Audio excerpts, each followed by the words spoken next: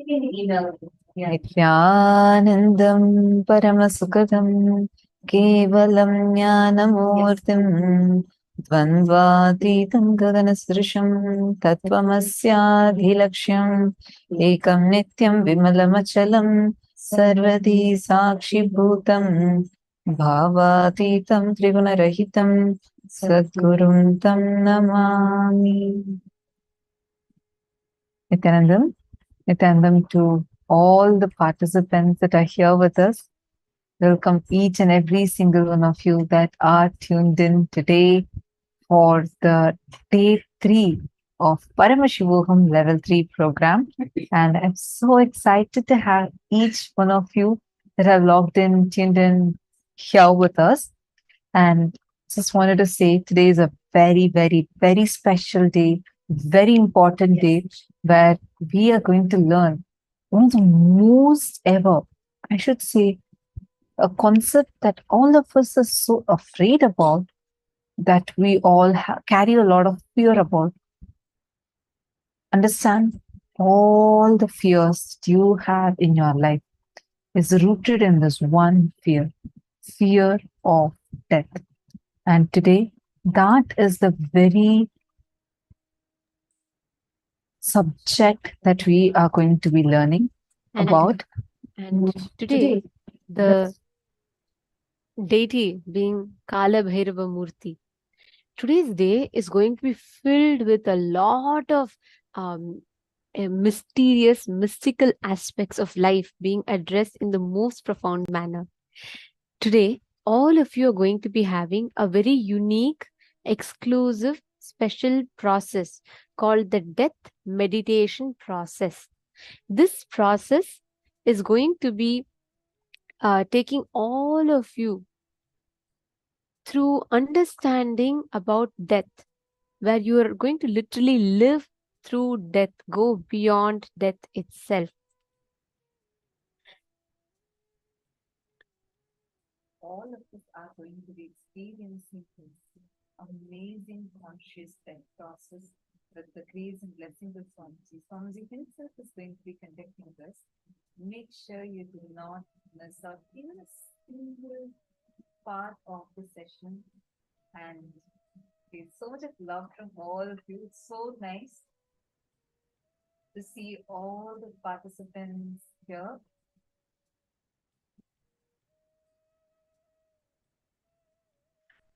Today, we're very, very excited to be here with you all. And looks like all of you are also excited as well, because today we are going to be addressing some of the most beautiful aspects. See, understand all your fear of losing health, wealth, relationships, all your fears are rooted on the fear of death. Addressing the fear of death is one of the most important aspects, because as long as you don't know death, even in life, every moment of your life, you're dying. If you understand death, even through death, you are living. Today, we are going to be understanding experientially, going beyond our fear of death, and we are going to be doing it in the presence of an avatar, the most best ecosystem space you can have to experience and break your fears. And don't worry, it's not going to be terrifying for you. I know, because for me, at least, this concept, the moment I hear the word death, before coming to Swamiji, for meeting Swamiji, the word death itself, I used to hate it so much. I'd be like, why do we even talk about that? Why is that word even there? Like, I just do not like it. And I feel so much of fear just listening to that very word. And right after meeting Swamiji, learning about death, just understanding, having the right understanding about death and doing the death process liberated us from that fear. And not just that, you will become a powerful being where fear gets frightened of you. You can frighten your fears by facing your fears. And today, that's exactly what you're going to be doing. So thank you so much. I see so many of you showering your love in all the Zoom rooms I see. That's so sweet. It's so lovely to see that. And thank you. Today, we are going to have the most powerful darshan of Bhagavan Mahar Kālabhairava. And all of us are going to be enjoying, experiencing that powerful darshan. This is one of the most favorite darshans of the Sangha.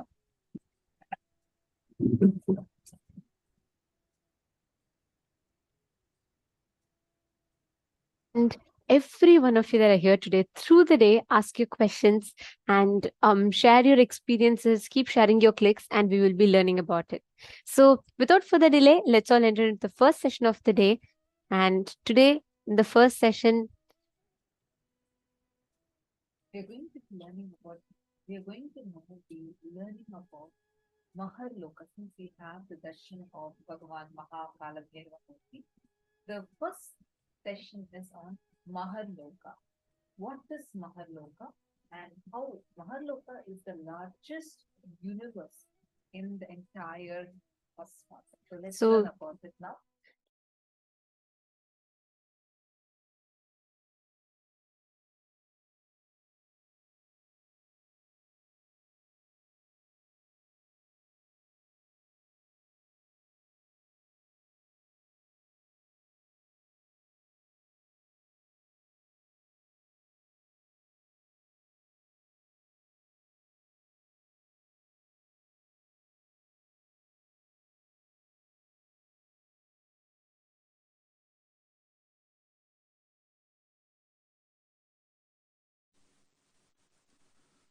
Mahar Loka is like absolute peace and joy and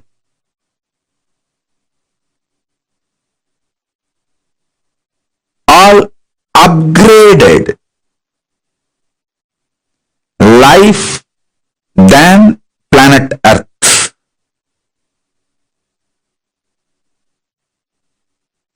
Mahar Loka is much higher than Suvar Loka. Higher level beings go there. When I utter the word higher level beings, don't have self-doubt, self-hatred, self-denial. Whether you are qualified, are you higher level being? Please be very clear. Let me make it very clear. Even if you have broken only one pattern due to the cognition, Swamiji is Paramashiva. He told me, so I will listen to him and break this pattern with this powerful cognition.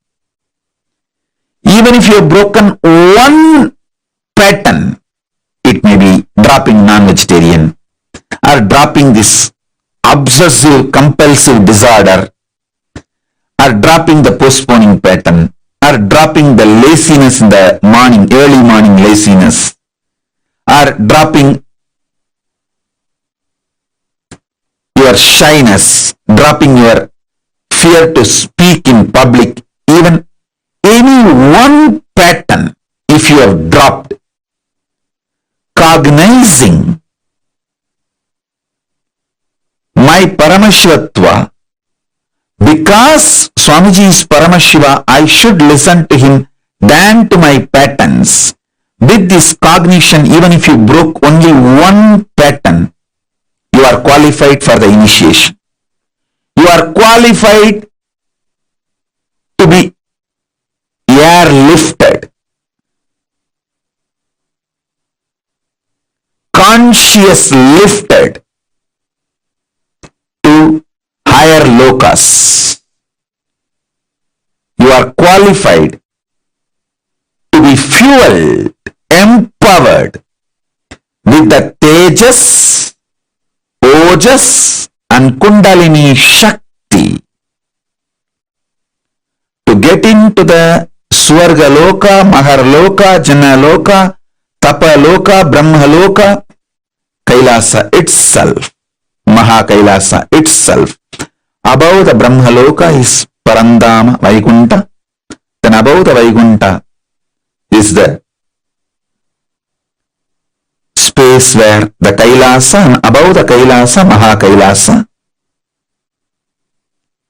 exists. So even if you have broken one pattern,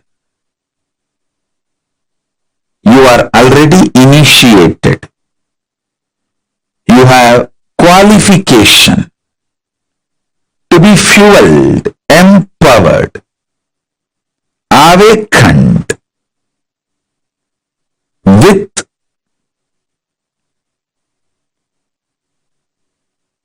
Tejas, Ojas, Kundalini, Shakti, entanglement, Shaktipada, Shaktinipada, initiation, and conscious lifted. Don't worry. Drop the self-doubt, self-hatred, self-denial.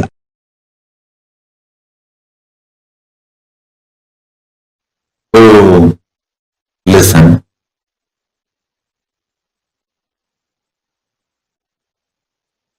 I'll tell you one small incident happened.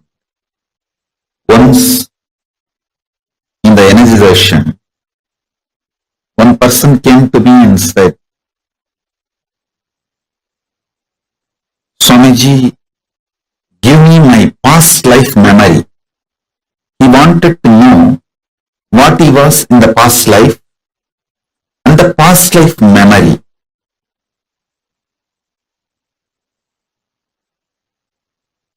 He has attended a meditation class, so end of the class, those days the physical energization. So it was a physical hug. He asked me, he wants to know his past life and he wants me to reveal his past life memories to him. I just asked him, today you did completion. He actually attended a program, so he was going through the completion session. He was just crying, pouring during the completion. I asked him, why were you crying? He said, all my memories from the young age, they were so heavy on me. I am not able to handle it. I laughed at him. He was maybe 40-year-old person, roughly 40. I told, just your 40 years of memory you are not able to handle. If I give you the past life memory, how will you handle? Don't you see you will go mad? He said, yes, Swamiji. And he just left saying, yes, I don't want past life memory and all, you are right. And he left. I want all of you to know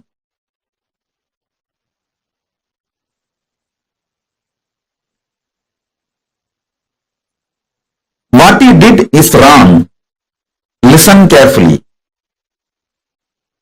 When he asked me, he wants to know about his past life, he was not wrong.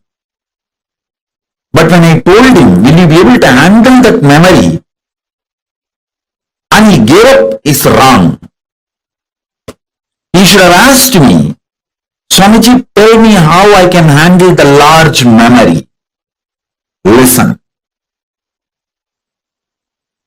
Ability to handle large information without getting personally attached to it is Chitta Suddhi. Means purity of mind, memory. Purity of the mind takes you to Mahar Loka and opens up the Akashic Records immediately. Listen. Listen carefully.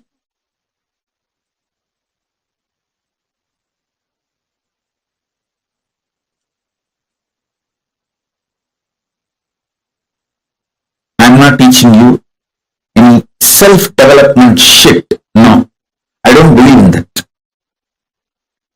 I am teaching you method to connect with Mahar Loka.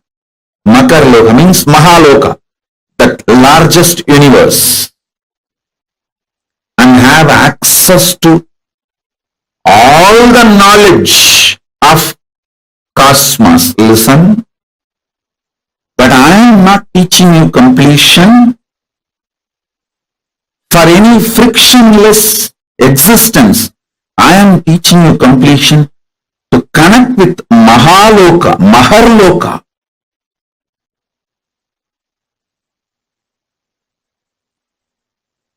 To have access to Akashic Records. Listen carefully.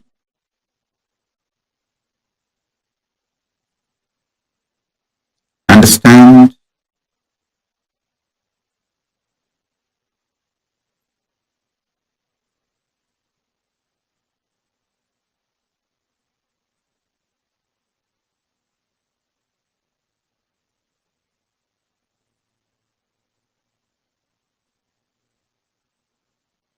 Listen carefully.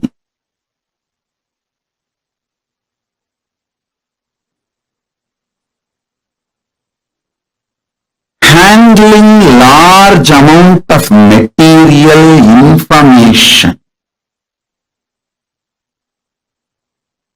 without personal attachment to the information is Chitta Suddhi. So much of abuse and attack goes on me, but I never get hurt by any of those words uttered.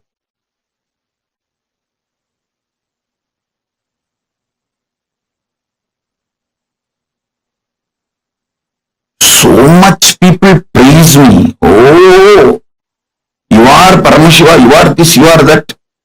I never get attached or get elated by the words they utter. I simply see how each person can be helped from the level they are. Understand? How each person can be helped. My mission is very clear. Make your vision for life clear. Do not allow cheap people's strong words, good or bad. Listen carefully. Cheap people's strong words, whether good words towards you or bad words towards you, do not give respect for it. From right person, even if it's a good word or bad word, give complete attention to it.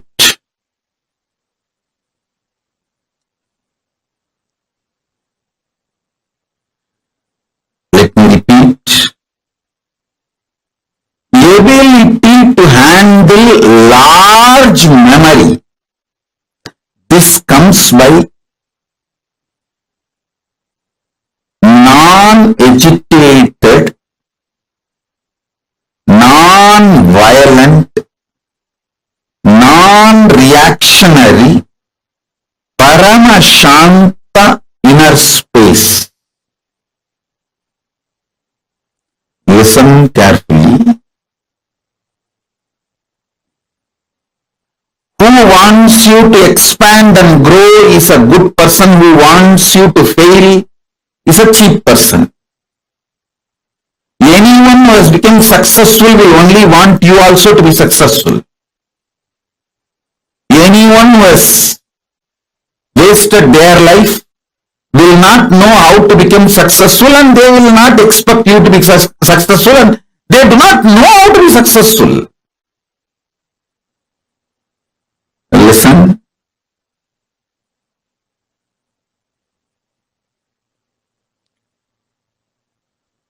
More and more peace inside you, more and more past memories will be awakened. More and more peace inside you, more and more Akashic records will be opened. More and more peace inside you, more and more Mahar Loka will open. All of you take only one decision. Every day your sleeping time should be the time for deep completion. You see, before falling asleep, if you develop the habit of doing completion for 20 minutes, 30 minutes, till you fall asleep. Even if you are tossing on the bed, just practice completion, do completion.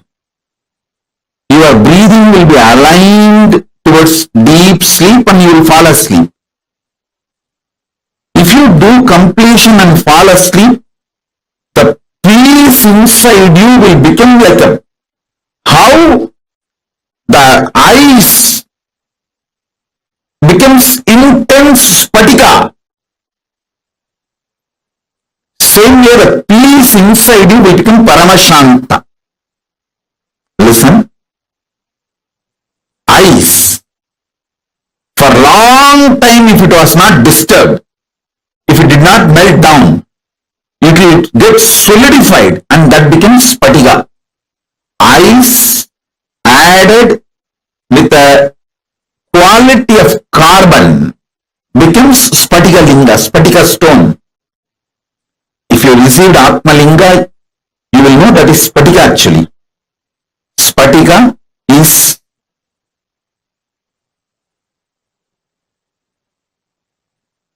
mix of ice and carbon. The right proportion of ice and carbon is spatika. Listen. Ice getting solidified becomes spatika. The peace getting solidified will become Paramashanta.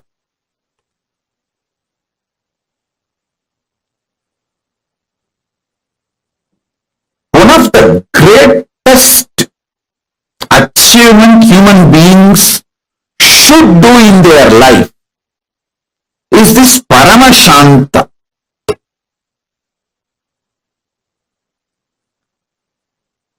Nothing in this world can be equated to Paramashanta. Other times you can do completion, but before going to sleep, it should be compulsory. So that the peace gets solidified inside you, like it becomes a rock of peace on which you can stand forever. Your being becomes like a spatika linga.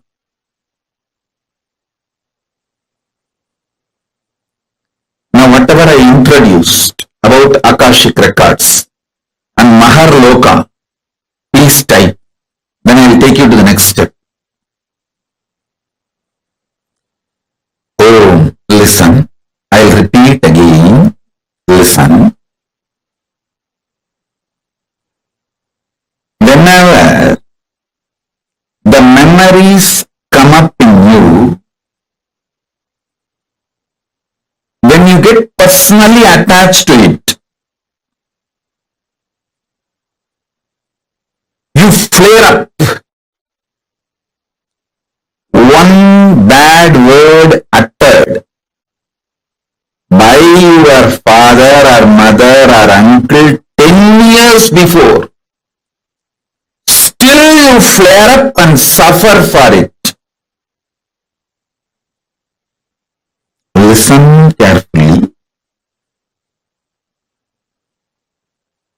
One disrespect done to you 20 years before in some friends meeting or family gathering, even now you remember and flare up. This is what I call getting personally attached to memories. I'll tell you one story. When you hear somebody else got disrespected, you don't flare up. But when you feel or your own or you are disrespected, you just flare up. This flaring up due to personal attachment reduces your ability to live. Listen carefully. Your freedom is not your ability to physically travel where you want. Your freedom is your ability to mentally travel freely without getting agitated by your inner violence and personal attachment with memories. Listen. This is the right definition of freedom. Freedom means your ability to travel freely, mentally, without getting agitated, suffocated,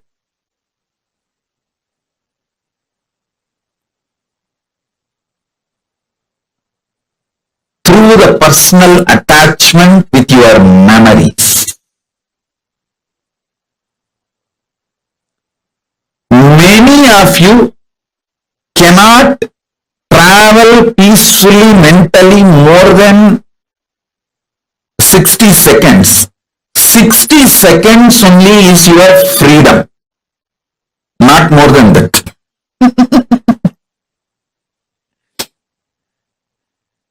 How many of you are understanding what I am saying?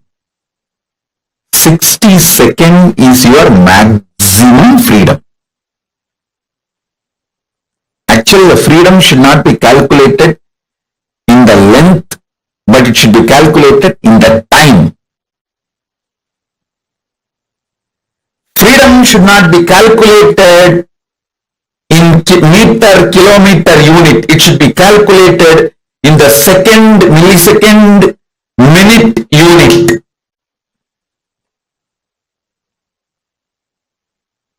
It should be calculated in time unit.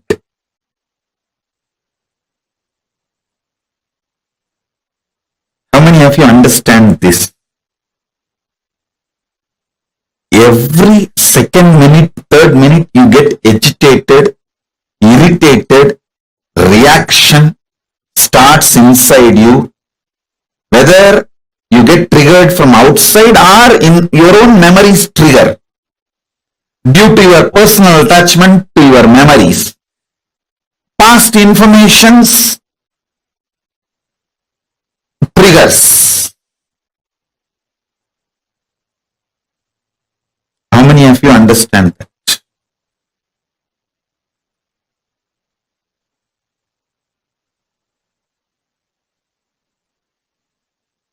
Now,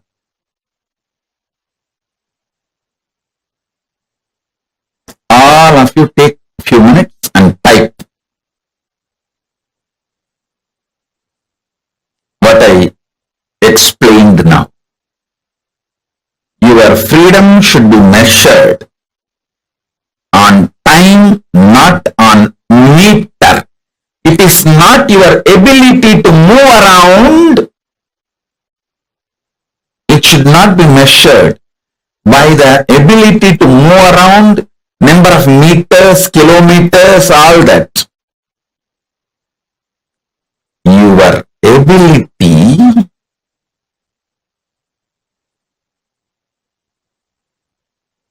to move the world around, to move the things around you is the freedom. I don't move even out of the room I am staying, but I move the whole world.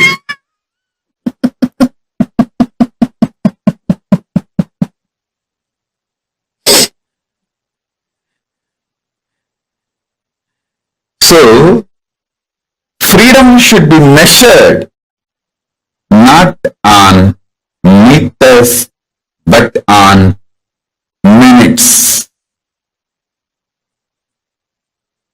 The whole shift need to happen about measuring the freedom.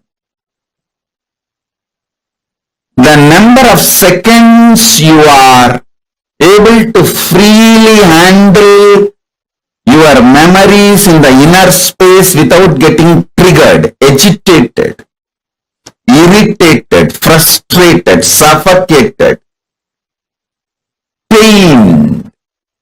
That many seconds you are free. Freedom should be measured on seconds, not on meters. Not on meters, but on minutes. You are all measuring the freedom based on the meter. How many states you can travel, you are free to travel. How many countries you are free to travel.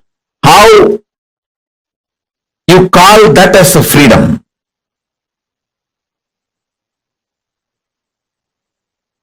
Actually, the real freedom is ability to freely handle all the memories without getting agitated, angry, triggered, powerless, pained, frustrated.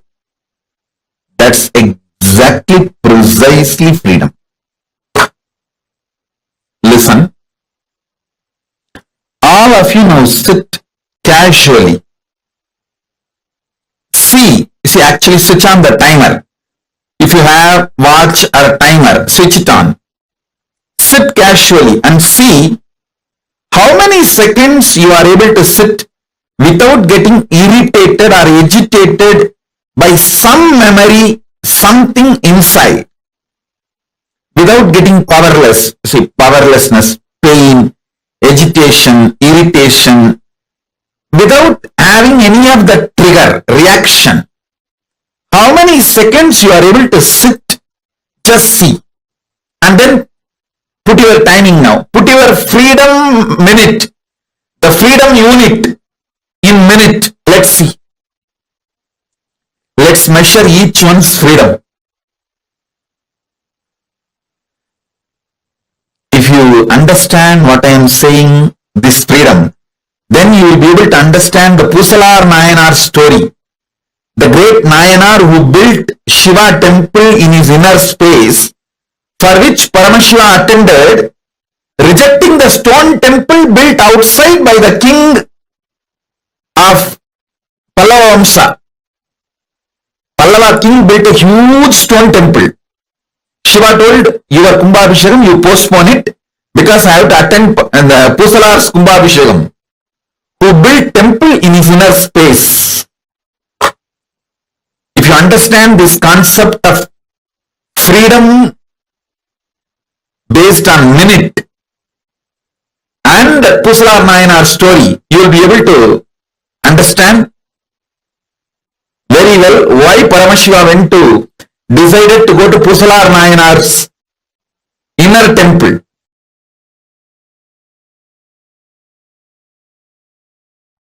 See, sometimes when you hear me talking about Arunagiri Yogeshwara, my relationship with Arunagiri Yogeshwara,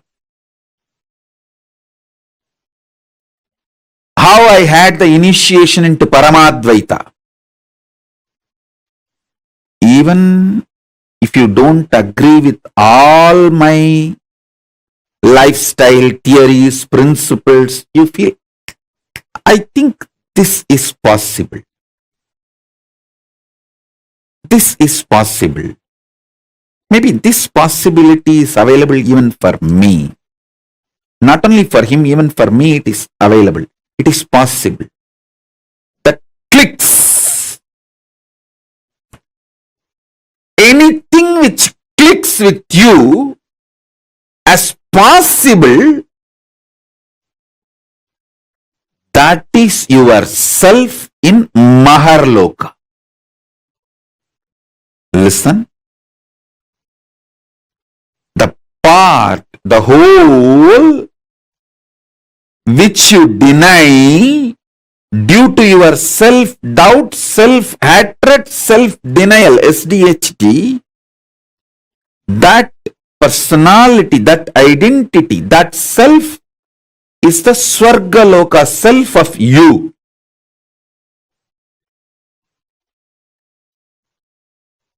When I describe my higher possibilities,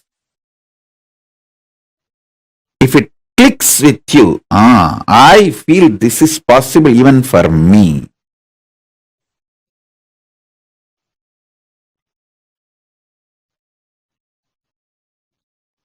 When I narrate about Arunagiri Yogeshwara or my death experience in Varanasi or my enlightenment experience in Arunachala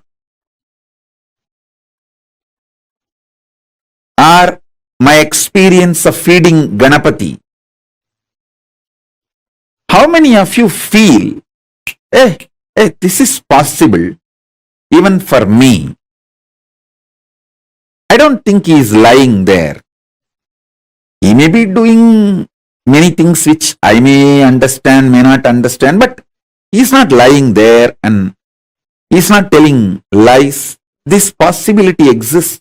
Even I feel it is possible for me. How many of you click with those possibilities? Raise your hand. If it clicks with you, that personality, that self of you, which clicks with the higher possibility, is your identity, your self in Mahar Loka, Mahaloka.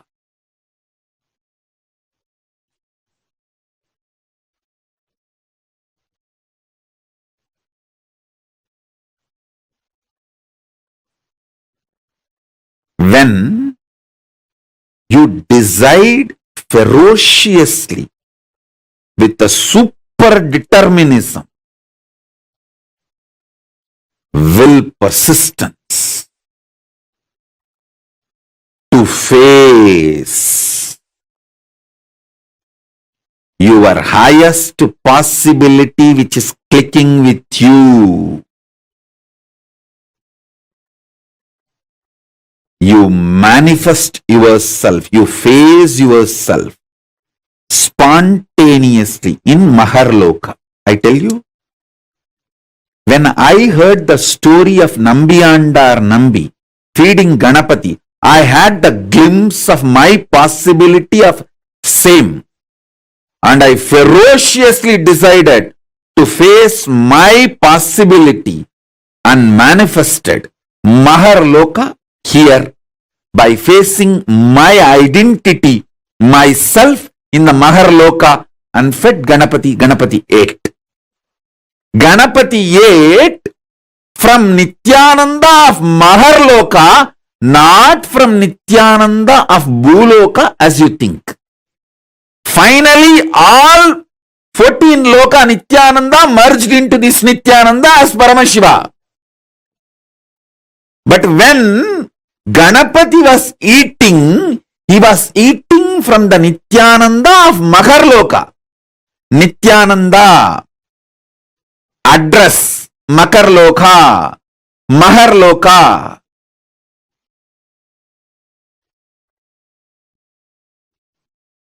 Nithyananda who stays in Mahaloka, from his hand Ganapati ate. Not the Nithyananda whose ration card address is Bhuloka. The beauty is that Tiruvannamalai is such an amazing cosmic airport. You can just beautifully slip, go up, come down very smoothly. The whole ecosystem's chemistry is that.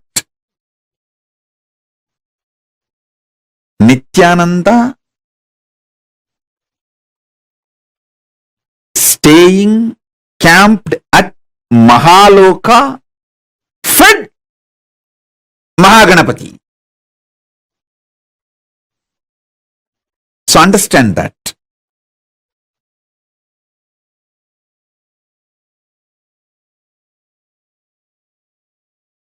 At the age of 3, when I tried to connect with him, I did not have a formal initiation. I heard the story of Ganapati eating food of Nambiyandar Nambi from one great Saiva Siddhanta preacher, Sri Selvakanapati. And one word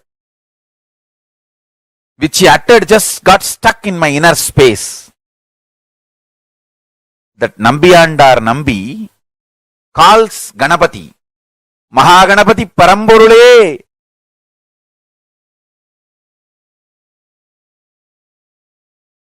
வந்து என் பூஜையை ஏற்று உண்ணமாட்டாயா? That calling, the way Selvaganapati described, he is such an amazing teacher and preacher. The way he described, Mahaganapati Paramborule, that word just stuck in my heart. I came home and started doing the same. Of course, I did all my drama with Ganapati. I had many days playing with him, and it is not that day one he immediately ate. All that is different. All that I have described detailed 3-4 times in earlier satsangs. Please watch those satsangs to know the whole story.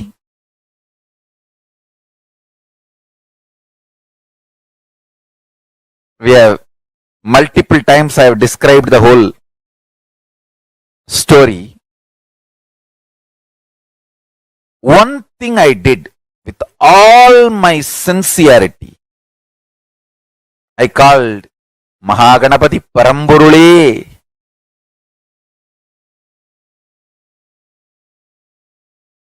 To come and have prasadam, Nivedyam. Understand?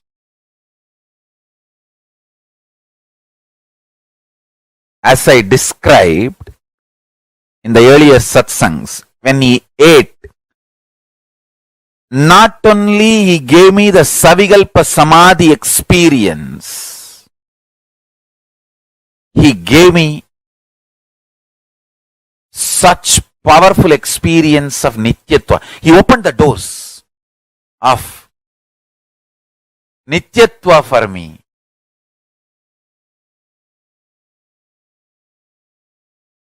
It is such an extraordinary, eternal bliss.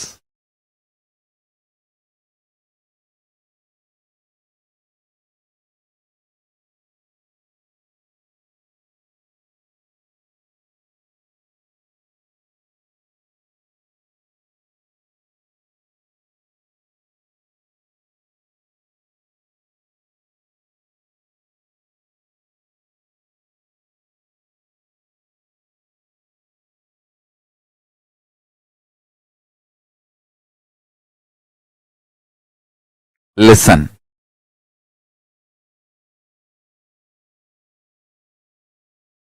I am talking out of sheer truth, simple truth and power of truth.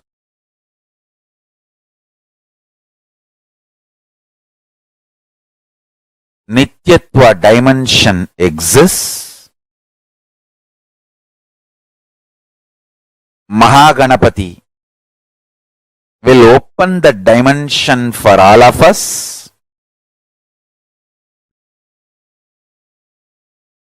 Connect with him, call him with this simple prayer, Mahaganapati Paramborule.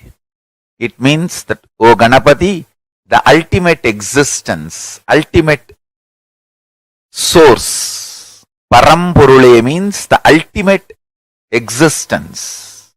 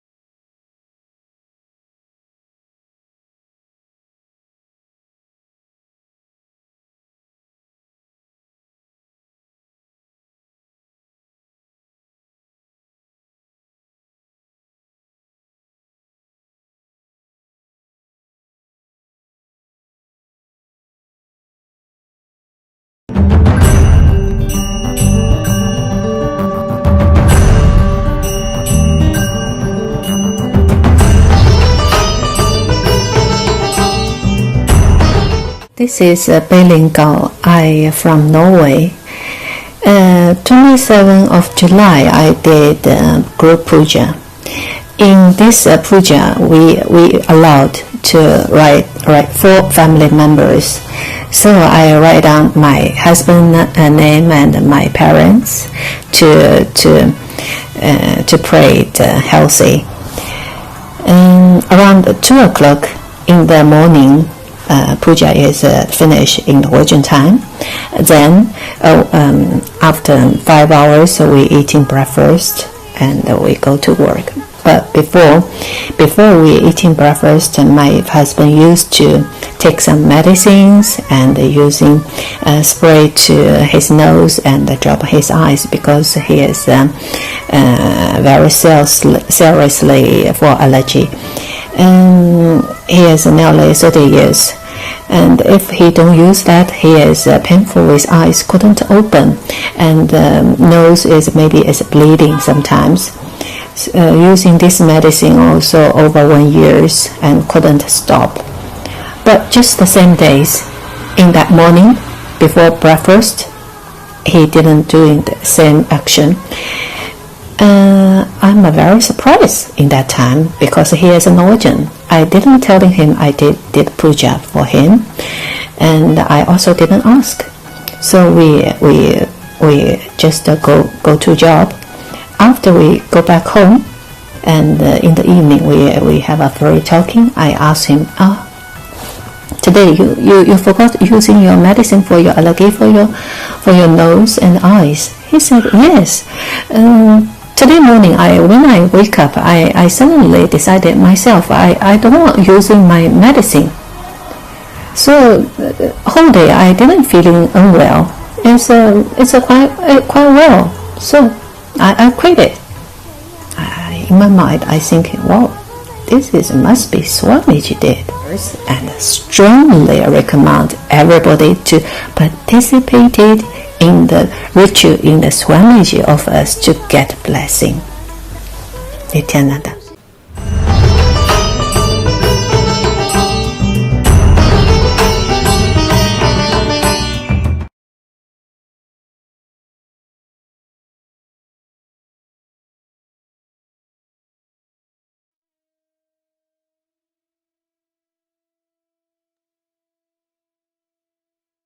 He revealed one of the most important truths about Mahar Loka in this session, right? Swamiji was revealing to us about how Mahar Loka is a space where all the memory, information, your inner space expands in Mahar Loka. Because literally it is there, all the information is stored, the Akashic readings dimension. So Mahar Loka, literally, Swamiji tells, like every human being has the ability to store 250 ships of memory. Like if I have huge 250 ships of memory, like 250 ships, and fill that, stack every corner of that with books, how much that would be, right? That much amount of memory is awakened in you. Your ability to process, digest large amount of Loka.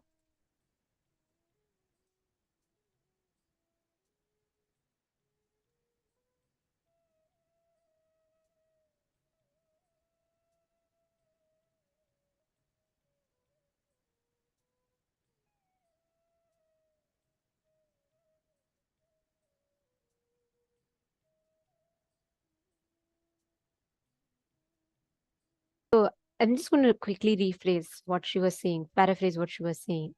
So, for the people who have no self-doubt, self-hatred, Swamiji is Paramashiva. He told me, so I will listen to him and break this pattern. With this one powerful cognition, even trust on Guru, when you just take the decision, when you just do the action, that immediately qualifies you to Mahar Loka. Experience your highest manifestation, your space opening up in you. And many times, whenever you feel stuck, you don't know, you have tried all that you can, and you feel like it is not working for you. At that time, Once a son was, the car got stuck. The car got stuck in a small, what do you say, in a small depression kind of a thing in the land. So the car got stuck in that hole. So this son was trying to push the car out. So the dad was there and he was watching. The son is trying, he's heaving and grunting and he's trying to push. Then the father tells, "Come on, son, you can do it, do it more." The son looks at him, very irritated, but still he's like, okay, fine. And then at some point, the son starts getting exhausted.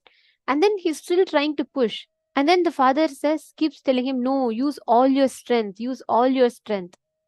Then the son gets very irritated at him and looks at him and he yells, "What do you mean use all your strength? I am pushing with all my yells. What do you mean use all your strength? I am pushing with all my strength."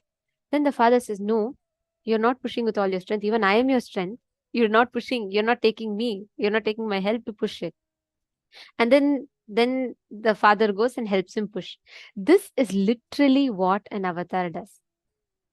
Because with an avatar in life, literally it is like how much ever you try from your experience, right? How much ever you try from your possibilities, there is always a limit to it. There is always, like, you're not able to do, there's always some limit with your possibility. With Swamiji, with an avatar, it is just the whole space beautifully opens up for you. You have that unlimited resource which you can keep using. That space is Mahar Loka. That opening up of that possibility is Mahar Loka. Understanding? So whenever you break a pattern with that one decision, you open up Mahar Loka in you. Our one human brain can store huge amounts of information. But many times we all get stuck. Continuously, we all get stuck with our limited patterns, ideas, understandings, and we limit ourselves. Tell me this, how many of you feel your brain cannot process too much information? You are very aversive towards lot of information being given to you. Like, let's say, for example, if I give you like a 300-page encyclopedia to sit and read right now, and you'll have to go through all of that. By the time you finish some mitzvah, you'll feel like, oh my God, this is just too much of information to process. How many of you experience that? Or in your office, if you have to review a document and then you're going through, but at some point you feel like it's just beyond my brain can't process it right now. I need a break. How many of you feel like that? Put yes in the chat. Yes. Okay. So many of you putting yes. Understand that means you are not expressing, empowering the Mahar Loka existence of you. Like how you are existing in Bhuloka, you exist in all the 14 planes. Okay, there are 14 lokas, parallel universes, and you exist in all of them simultaneously. But whenever you are stuck with these patterns, you strengthen your existence in the lower lokas, not in the higher lokas. Understanding?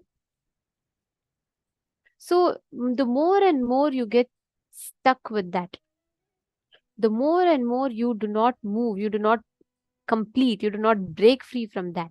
You are only empowering your existence in lower lokas. Next time you feel like there's too much information to process, you can't handle it, right? Just decide to complete, just decide at that time, consciously decide, no way. I am going to do it, and do not entertain that pattern. Because your brain can store so much of information. It is just that we are conditioned to believe that, okay, this much only I can do, this is all I can do. Let's do a small exercise to understand this better. I request each of you to pen down 5 major problems, issues, or patterns you're facing in your life, which you really don't know how to break. Write down 5 such cognitions. Like, for example, you get extremely agitated when you're not making things on time, or you get very, very insecure, irritated when the people you want to be with are not listening to you. There are some patterns, right? Something that we get triggered. Write down all 5 such areas. Take a few minutes, look back, visit your life, and pen down.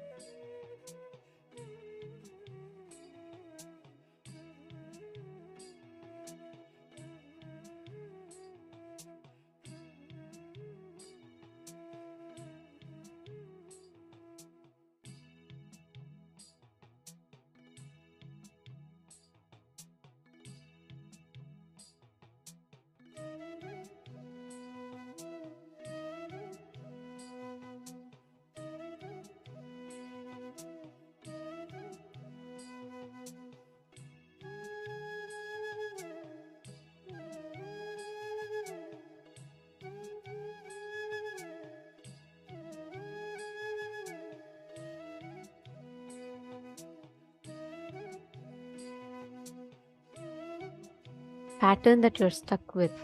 Write down the exact powerful cognition you're going to apply to break free from that pattern. What is the exact powerful cognition that you're going to be applying? For example, see, it could be anything. Like, for example, it could be whenever you feel like you're very lazy. You're going to decide ferociously that you are Swamiji, you cannot entertain laziness and you're going to get out of it. Like that, list down powerful cognitions for each of the cognitions that you've written down.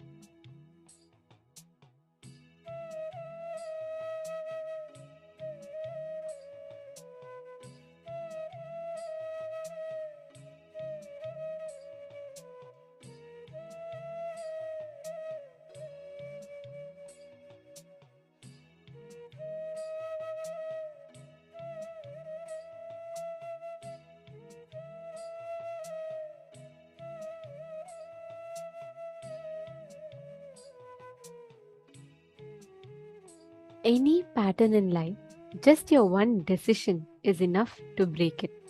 And especially with these powerful cognitions that Swamiji has given us, right? Any one decision, the moment you decide, that decision is powerful enough to break all your patterns.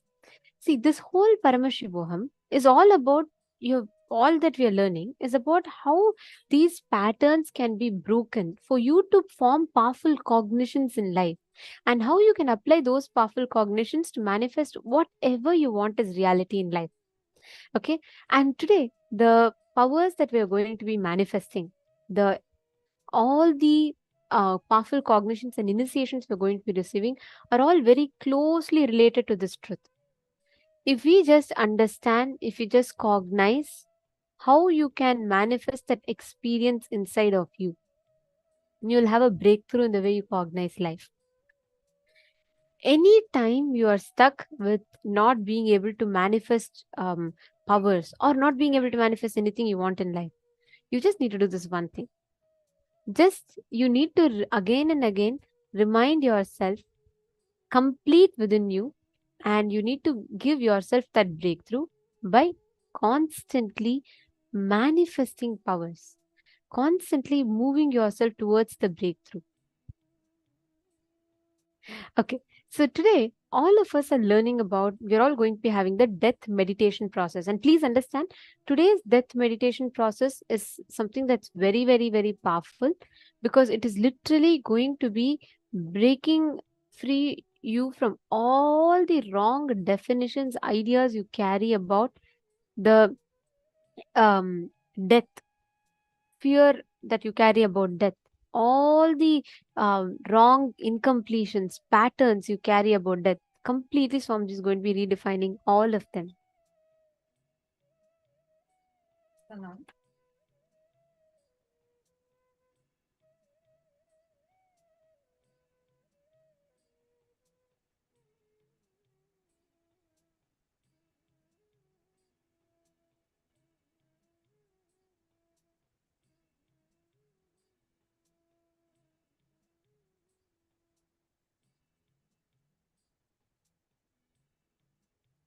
Yes, sorry, there's a small glitch, I think.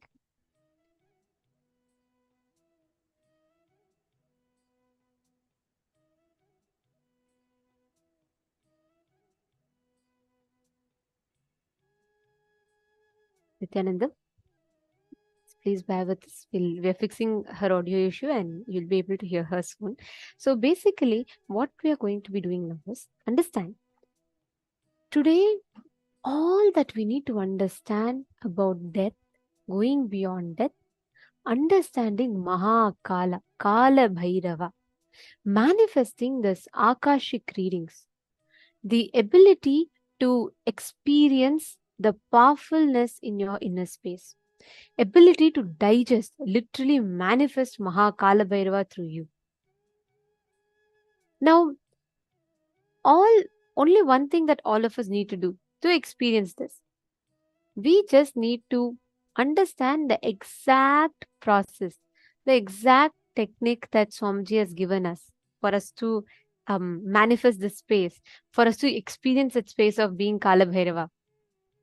And please understand, see, all our fears, your ideas, your cognitions about death, your fears and beliefs that you carry about death, everything is, all of them are deeply rooted in the fear of death, all the incompletions that you carry about death. Just giving yourself the right understandings, giving yourself the right powerful cognitions about life will completely shift yourself to a breakthrough. If you just constantly focus on giving that right powerful cognition in you, that's all. That moment you bring that right powerful cognition, you will see that a whole beautiful shift will happen in your inner space. Getting it? Okay. So now we are going to be entering into a very important session next, where we are going to be understanding about the science of Jeeva Samadhi, where we are going to be learning, understanding the truths about how you can manifest the space, the Jeeva Samadhi in you.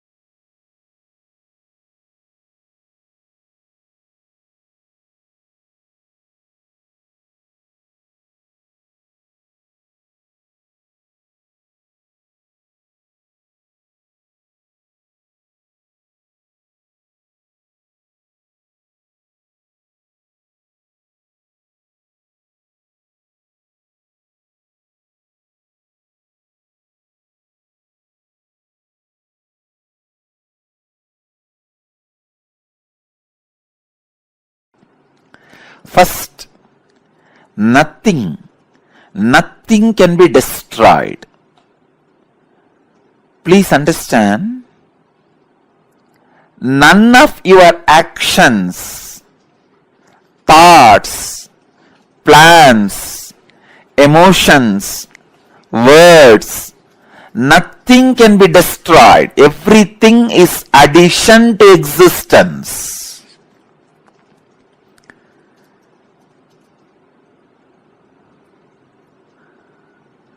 Every moment, every one of our thoughts, words, actions, everything just go on, gets added to existence. 10,000 years ago, what rishis were doing on the banks of Saraswati is still available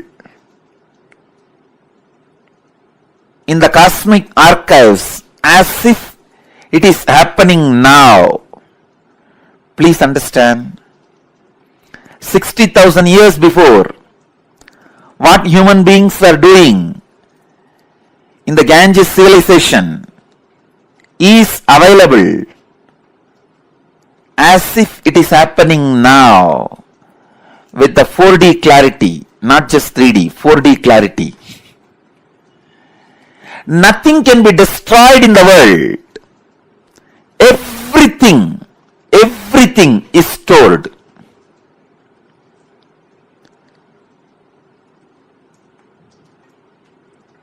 Akashic Records are the cosmic archives of everything happened, happening, will happen. And one more important sacred secret you need to understand, time is not free as you think, past, present, future. It is a small mind which cannot see things as it is, which constantly needs to segregate.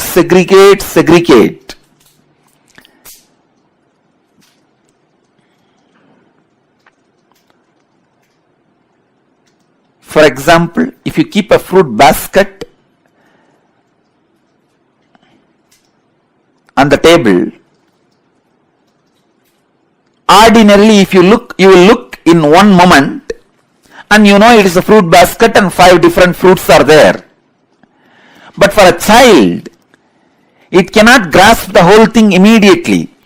It will say first, oh, banana, then mango, pineapple, apple.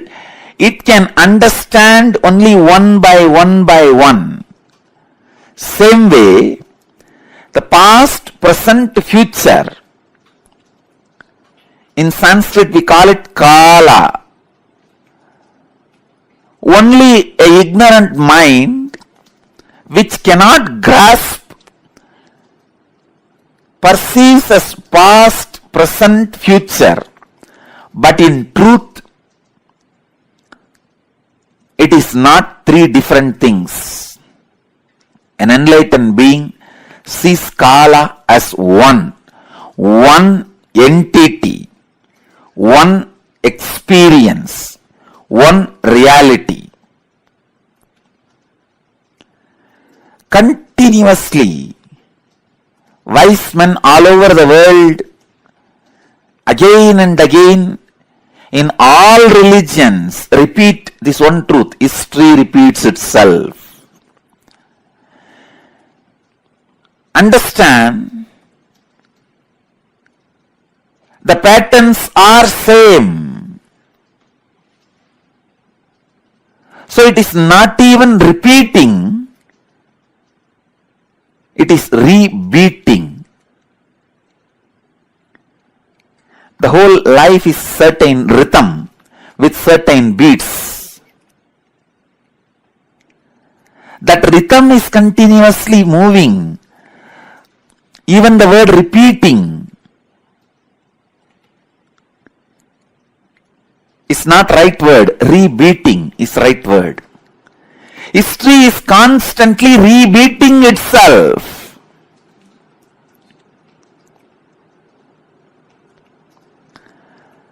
because past is not independent of future and future is not independent from the past. They are just single unit.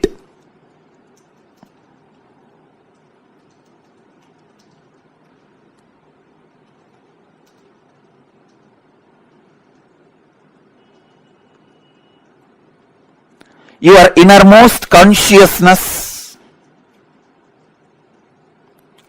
can just experience all three at a time. Simply, it can experience.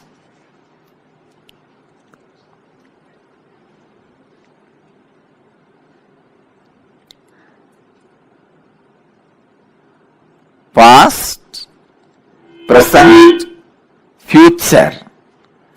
All these three are just the very integral part of your inner space. When your consciousness leans towards past, it is caught in greed. When it leans towards the future, it is caught in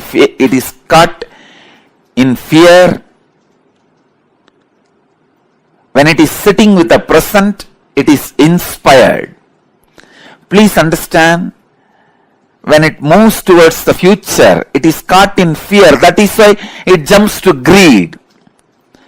Fear is a wound, greed is a medicine. When greed is a wound, fear is a medicine. Fear heals greed, greed heals fear. Fear reduces greed, greed reduces fear. Greed reduces the fear and brings you back to the reality. And greed reduces the fear and brings you back to reality.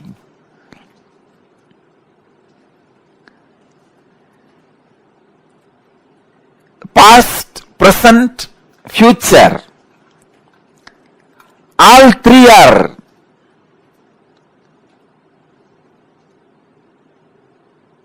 one entity, one existence, one unity.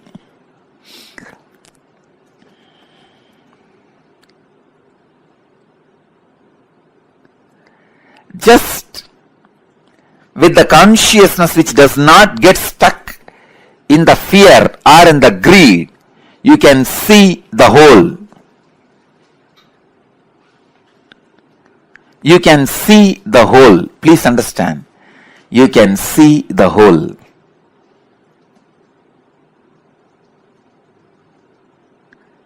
Past, present,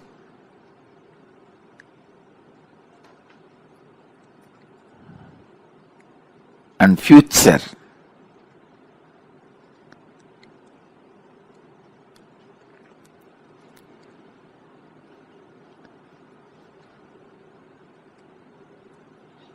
I'll give you a very simple understanding.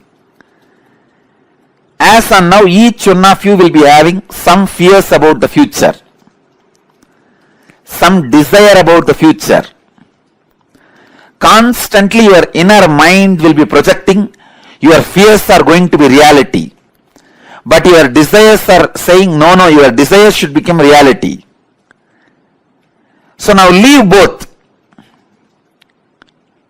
Leave the fight to your fears and desires. You just back out in the fight without supporting fear or desires. Please understand. If you just distance yourself from your fears or desires, even now, just distance yourself, back out, and look at the future without any of the projection. You will simply be able to see your past, your future, your present. All three of them does not have watertight compartmented separation or boundary walls. It is just one flowing into the another. Akashic Records are the verbal, visual, five-dimensional document. When I say five-dimensional, I mean any incident as it is happened, including the smell that was there at that moment. The smell and the feeling of touch means the weather, temperature, visual, sound, and the emotion. All five dimensions are packed and recorded in the Akashic Records. Please understand, just like a film in the camera captures two dimensions of visualization and verbalization. In the video camera, visualization and verbalization both are captured. Same way, the film in the cosmos is a space. In the space, all five dimensions, sound, visuals, smell, taste and touch, all five dimensions of whatever is happening is continuously getting recorded.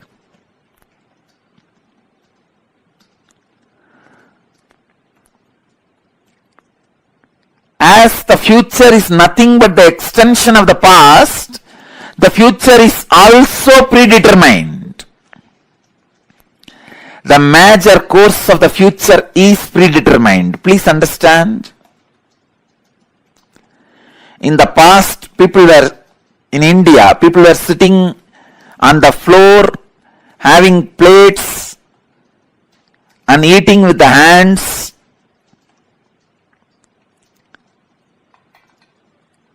Idlis, the old breakfast. Then, now people sit on the dining table, use the spoons and forks,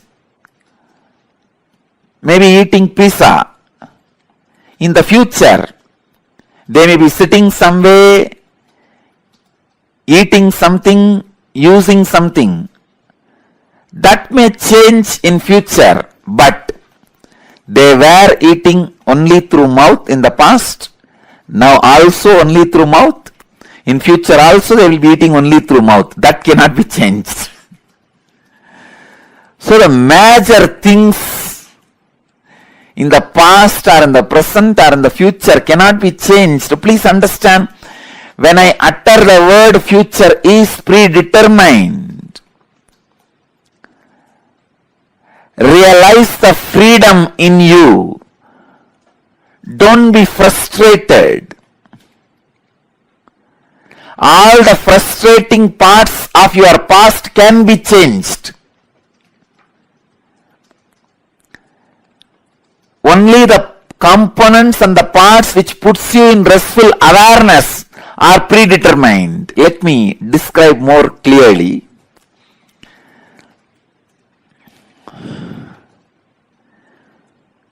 The parts which affects you with fear and greed always have a possibility for innovation.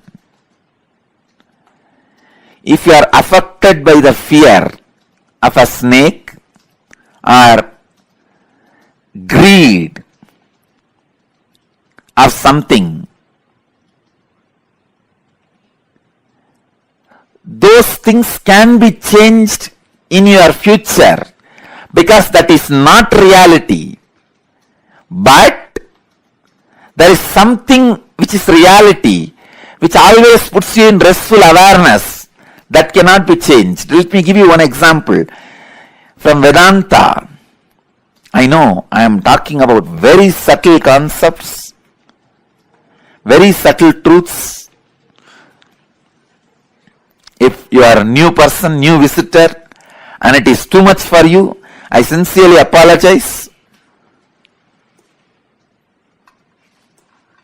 But the subject Akashic Records is too big subject. I have to reveal the truths.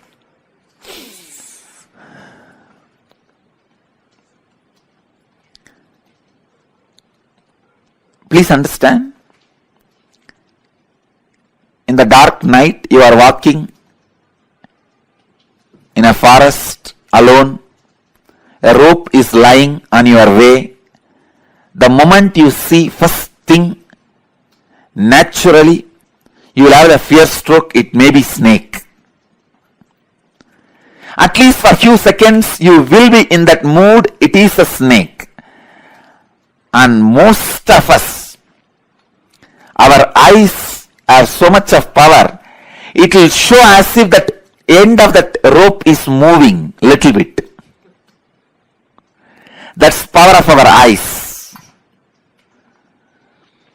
So you'll have the fear stroke.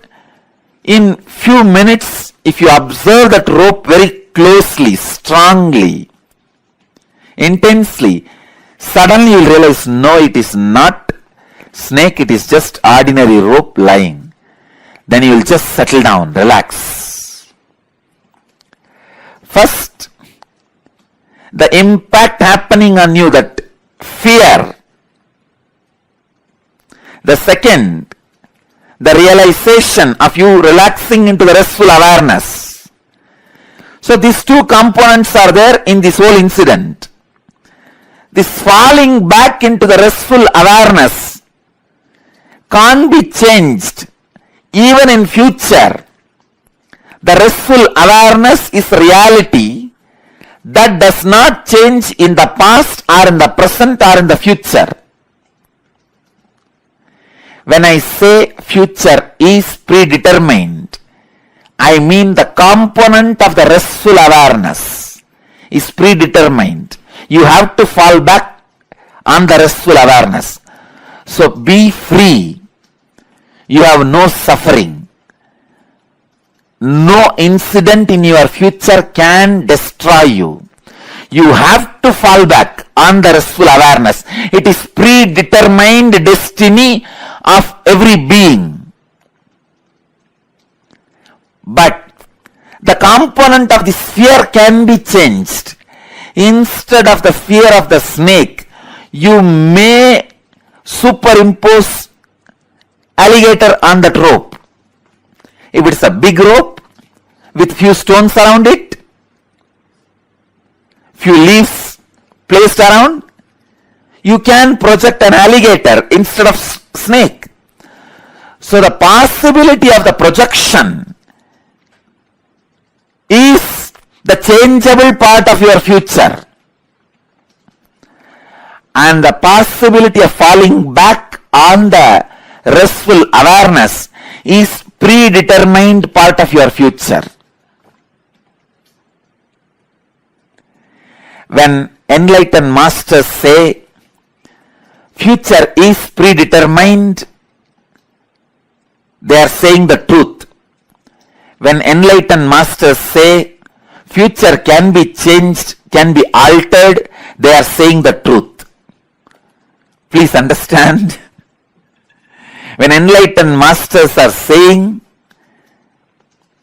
future cannot be altered, it is predetermined, they are saying the truth. When enlightened masters are saying future can be altered, it is your freedom, they are saying the truth. When enlightened masters are saying both are truth, they are saying the truth.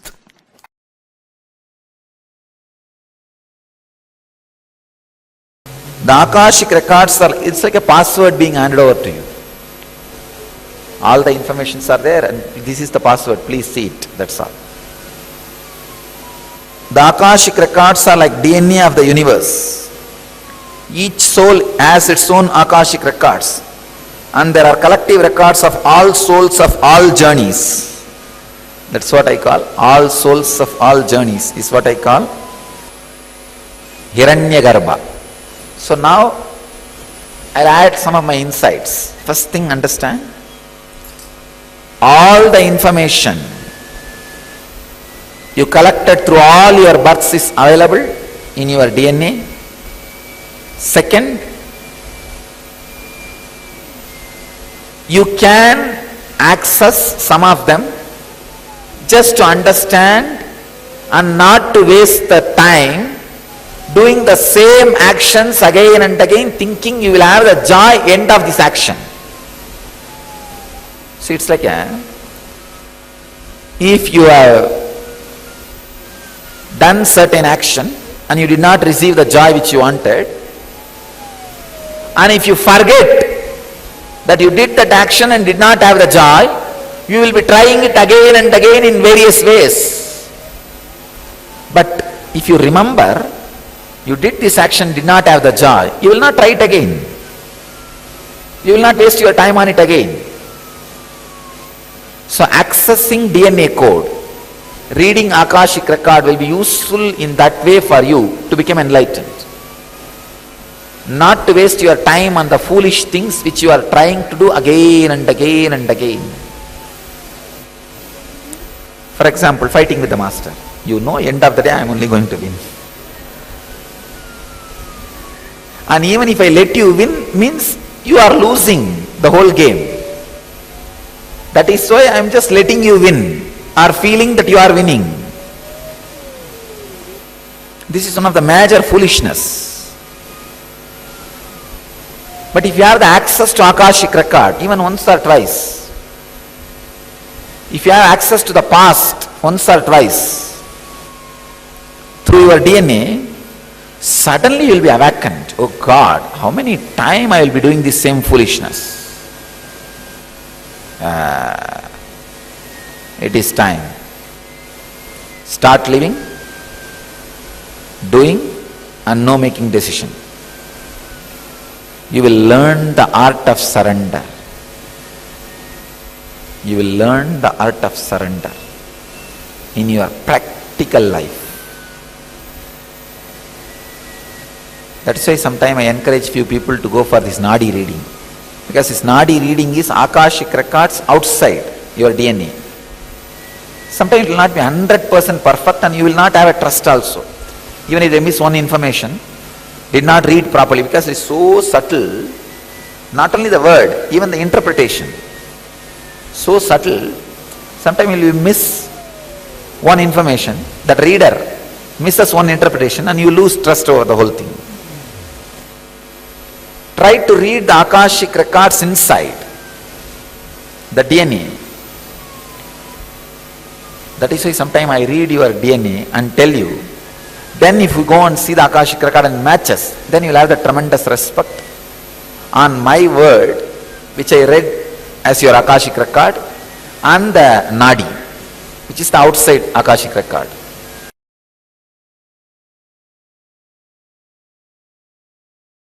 From the pure space of Kalabhairava,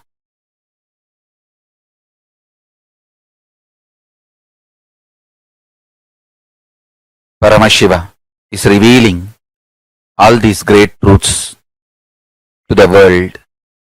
Please listen and internalize.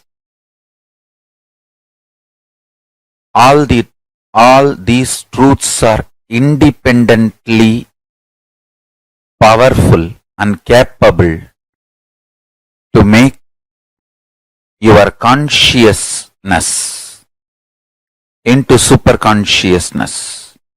Your consciousness is the seed, it is a possibility. If you understand these great truths, it can flower into super consciousness. The seed is waiting to flower to achieve its completion and fulfillment. Listen and cognize these truths, you will achieve completion and fulfillment, ultimate enlightenment. Listen. The first truth.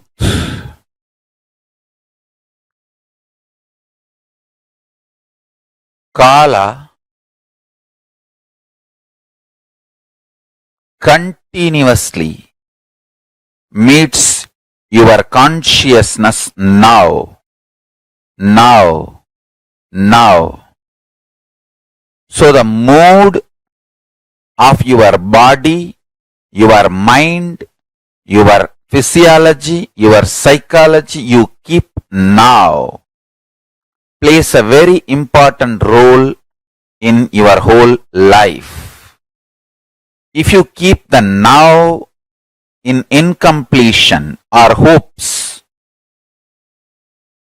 that will continue forever.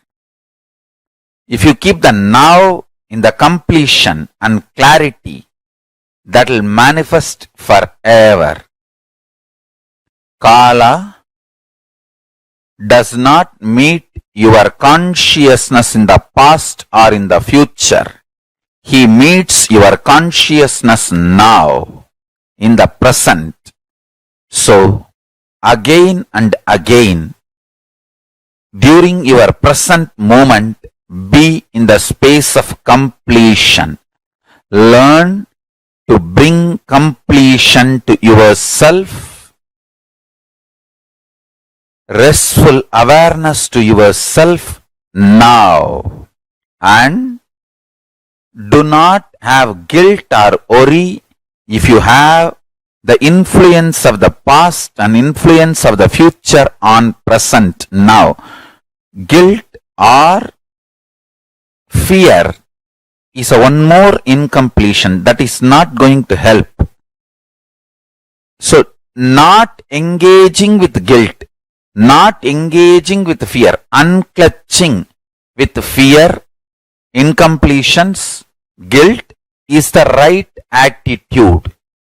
Understand the official attitude towards incompletions, towards guilt, towards fear is unclutching, and all the further manipulation of fears, if you unclutch, life will become worse.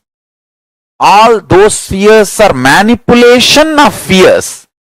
All those multi-level fears do not have the real existence. They are delusion. Constantly invading your inner space to destroy the possibility of enlightenment. Please understand. Anyone who comes to simple awareness stops behaving agitated, immature, rough, like multiple personality.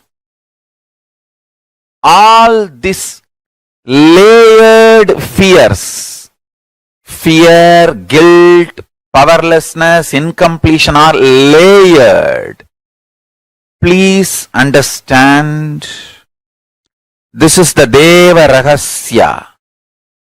They all do not have influence over your present moment.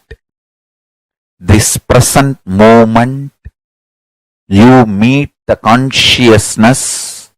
Consciousness meets Kala directly. So, any practice you do in the present moment, for example, you declare completion.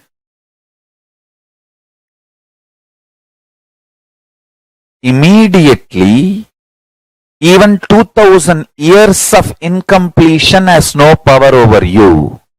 This is Deva Rahasya. Understand? This Deva Rahasya can empower the truth in you just like that. You can manifest Paramashivam now. Only thing, don't become arrogant. Don't become arrogant. When this truth was given to Brahma, he became Paramashiva. He became one with Paramashiva. But unfortunately, he could not maintain himself in that state. He started developing arrogance and started abusing Shiva and Guru. Paramashiva, who gave this truth to Brahma as Guru, he started abusing the Guru, thinking that he knows the whole business trick or trick of the trade or the whole thing. Then Kalabhairava manifests and removes his one head and makes him understand the truth ultimate, and again gives him back the Parabrahma space, and Brahma continues to do his responsibility of creation. Understand, Kalabhairava is eternal compassion, eternal love. Whenever you express love, even in simple acts, like giving a smile, giving a sweet hug, without calculating, even simple act you do, the strength you feel is Kalabhairava's strength. It is Kalabhairava's strength. Extreme compassion, extreme joy, extreme ecstasy.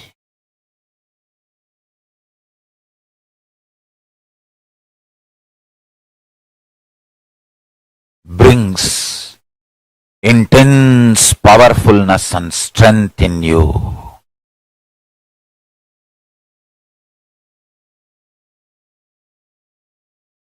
Just go on be sharing smile and love to anything you see. Hug anything you see. If you don't have any object in front, hug the air. You will build strong body and heavy muscles like Kalabhairava. Listen. Listen to this Deva Rahasya. Look everything you see with love. Hug everything you see, including the air. You will build healthy, powerful, heavy body and grounded being. Superconscious flowering. Sannyasa is seeing everything you see through love, hugging everything you see. One with everything you see. People, objects, animate or inanimate. In the cosmos, there is no inanimate. In Kala, there is no inanimate. It is a space where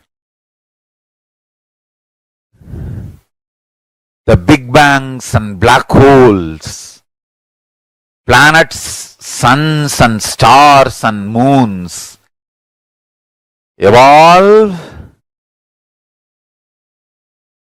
billions of years exist and dissolve spontaneously, simultaneously, without gap. Billions of years without gap. Meditate on it. Meditate on it. Meditate on it. It is Deva Rahasya. The moment you understand this, your third eye will open up.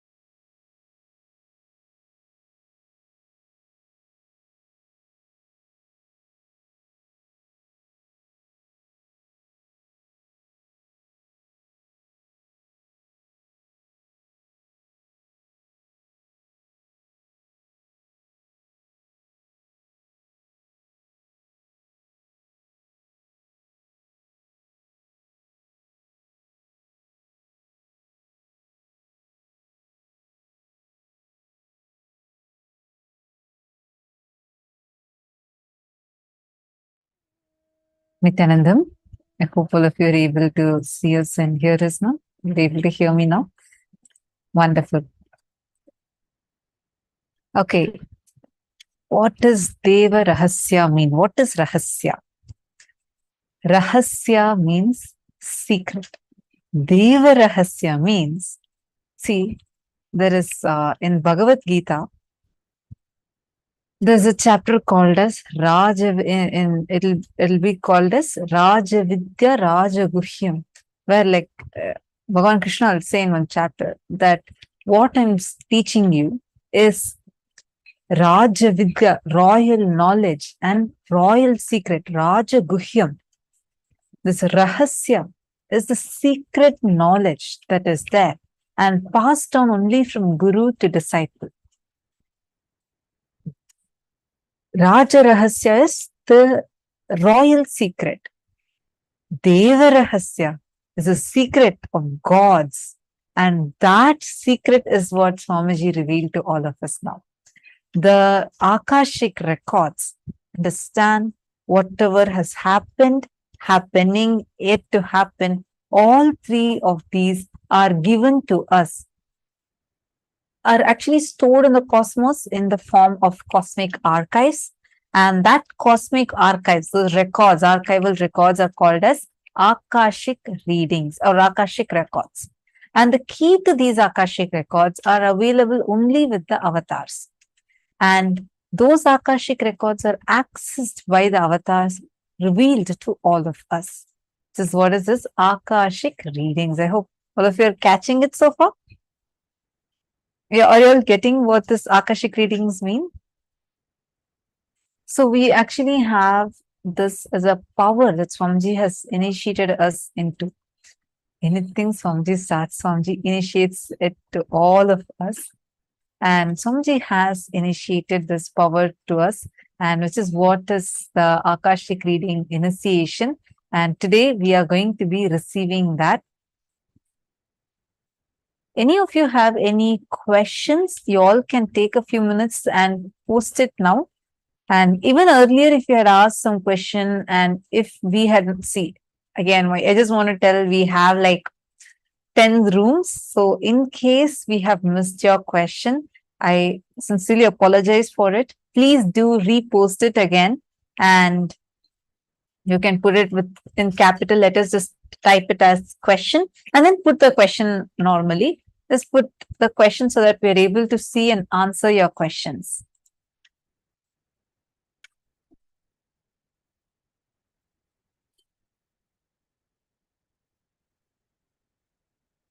So I hope all of you are understanding about this Akashic readings, why we first learned about the Mahar Loka, the Loka where which is the largest universe, the ability for you to relate with, to remember, to handle large information without getting attached to it or getting reactive to it. For example, let us say that you remember an incident that happened to you 2 years ago, where someone had really badly insulted you.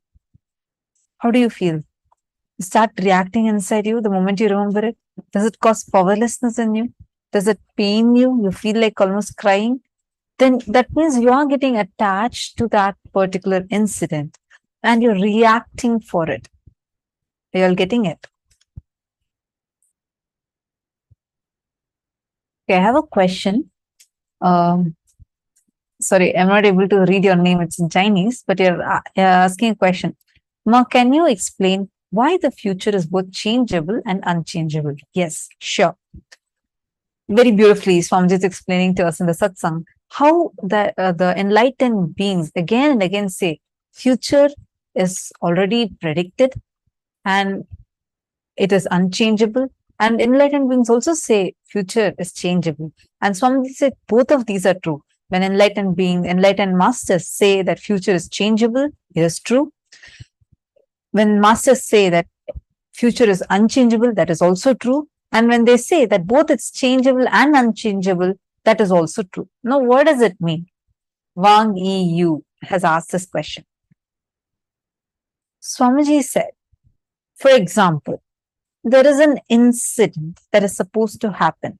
Let us say that the same example Swamiji gave, I'm going to repeat it and then I'm going to explain to you in some more from what I understood. Now, for example, you're walking at night, you see a rope lying. Immediately you get a few strokes thinking that rope to be a snake. Now, you seeing this and reacting to it is fixed. It is unchangeable. But what you project on that rope, either you project it as a snake or you project it as an alligator, it is up to you. That projection is changeable. Like that, there are certain components in your life that is changeable. There are certain components in your life that is unchangeable. Well, you may have a question. Oh, so basically I can only change a few aspects of it? No. The Akashic Records, the cosmic archives, hold this secret of what all are the karmas that you have, how your life is supposed to be heading, how your life is supposed to be going, what is supposed to be happening first, second, third, all these things, the Akashic Records have it written already. The way how it needs to occur to you, you have the freedom to decide it. But what if you want to change the course of the life itself completely? What do? That's where the avatar, who, when he comes down as Guru, has the power to change it. Very beautifully in Guru Gita, Paramashiva says, what Brahma writes in his right hand, Vishnu cannot change, Shiva cannot change, Brahma himself cannot change. Guru can just dust it off with his left toe. Understand? What Brahma writes, no other God even has the power to change it. But Guru can just erase it off just with his left toe. That is the power that Guru has. And for us, Paramashiva himself has come down as our Guru. And if you want to change anything which is as a part of your life course, he can just change it. We have seen this so many times. Actually, there was a person who wanted her life to be in a certain way, and she had come. So Swamiji had given this Akashic reading power to Balasans first. So there's a set of Balasans who are doing this Akashic readings. Every day we used to do it. People from different parts of the world used to come and receive their Akashic readings read out for them. So there's one lady, she came and she had her Akashic readings checked to be changed. So to be read out. So she had it read out, and she got it read out by 3 different people, 3 different Balasans. All the 3 of them told the exact same thing. So she was really amazed, and she goes and asks Swamiji. And then Swamiji also tells the exact same thing. So she was like, oh my God, this is just so amazing. And, everyone is telling me the exact same thing. But then in 2 days, she wanted a change in that. Like, it was saying that her life, this is how her marriage is going to be, this is how her life is going to be. She goes and asks, saying, she asked a boon from Swamiji, saying she does not want to get into this relationship. She wants to change her relationship, and she wants the whole, her career path itself to be different. So Swamiji said, don't worry, I bless you. And Swamiji showered her much more than what she wanted. So the next day, she goes and gets this reading read, an Akashic reading. She was shocked because the person, the Balasans was sitting and doing the Akashic reading, exactly told the other thing of what Swamiji had actually blessed her for without even her telling that. Understand, the Akashic, like this, you've seen multiple cases where people have had their Akashic records itself changed. Wangi Yu is asking, Ma, can we change our own life? Yes. It is possible through super determinism. Listen, now what we are learning is, see, first, you have both the future that is changeable and unchangeable. Even the gods cannot change certain components of it, but Guru can change it. You also have a power of super determinism, where using your power of super determinism, you get the ability to completely change the way life is happening for you. Let us say that there's supposed to be death happening to you. Okay, there is supposed to be like death, and you say that, oh God, I'm supposed, you're getting a blessing, or you're changing the course of your actions. The death can come as little as just a small wound on your body and disappear. Or the karma that is supposed to come as a small wound can come even as big as death. That course of how it has to come on you itself can be changed. You have the power to change it. Ma Pooja is asking, does that mean that certain events can be changed for us in the future if we want to manifest certain things? For example, if you're going to have a health issue or some financial loss, can we change that event and create a reality as we want? Are we able to change the course of our lives? Absolutely, yes. That is the power you have. Given that you're initiated by Swamiji, this is the power Swamiji has given to us. Are you understanding? So you have the power because Swamiji has initiated you into super determinism. We are actually going to learn about this concept of super determinism more deeper. And we'll be learning about it.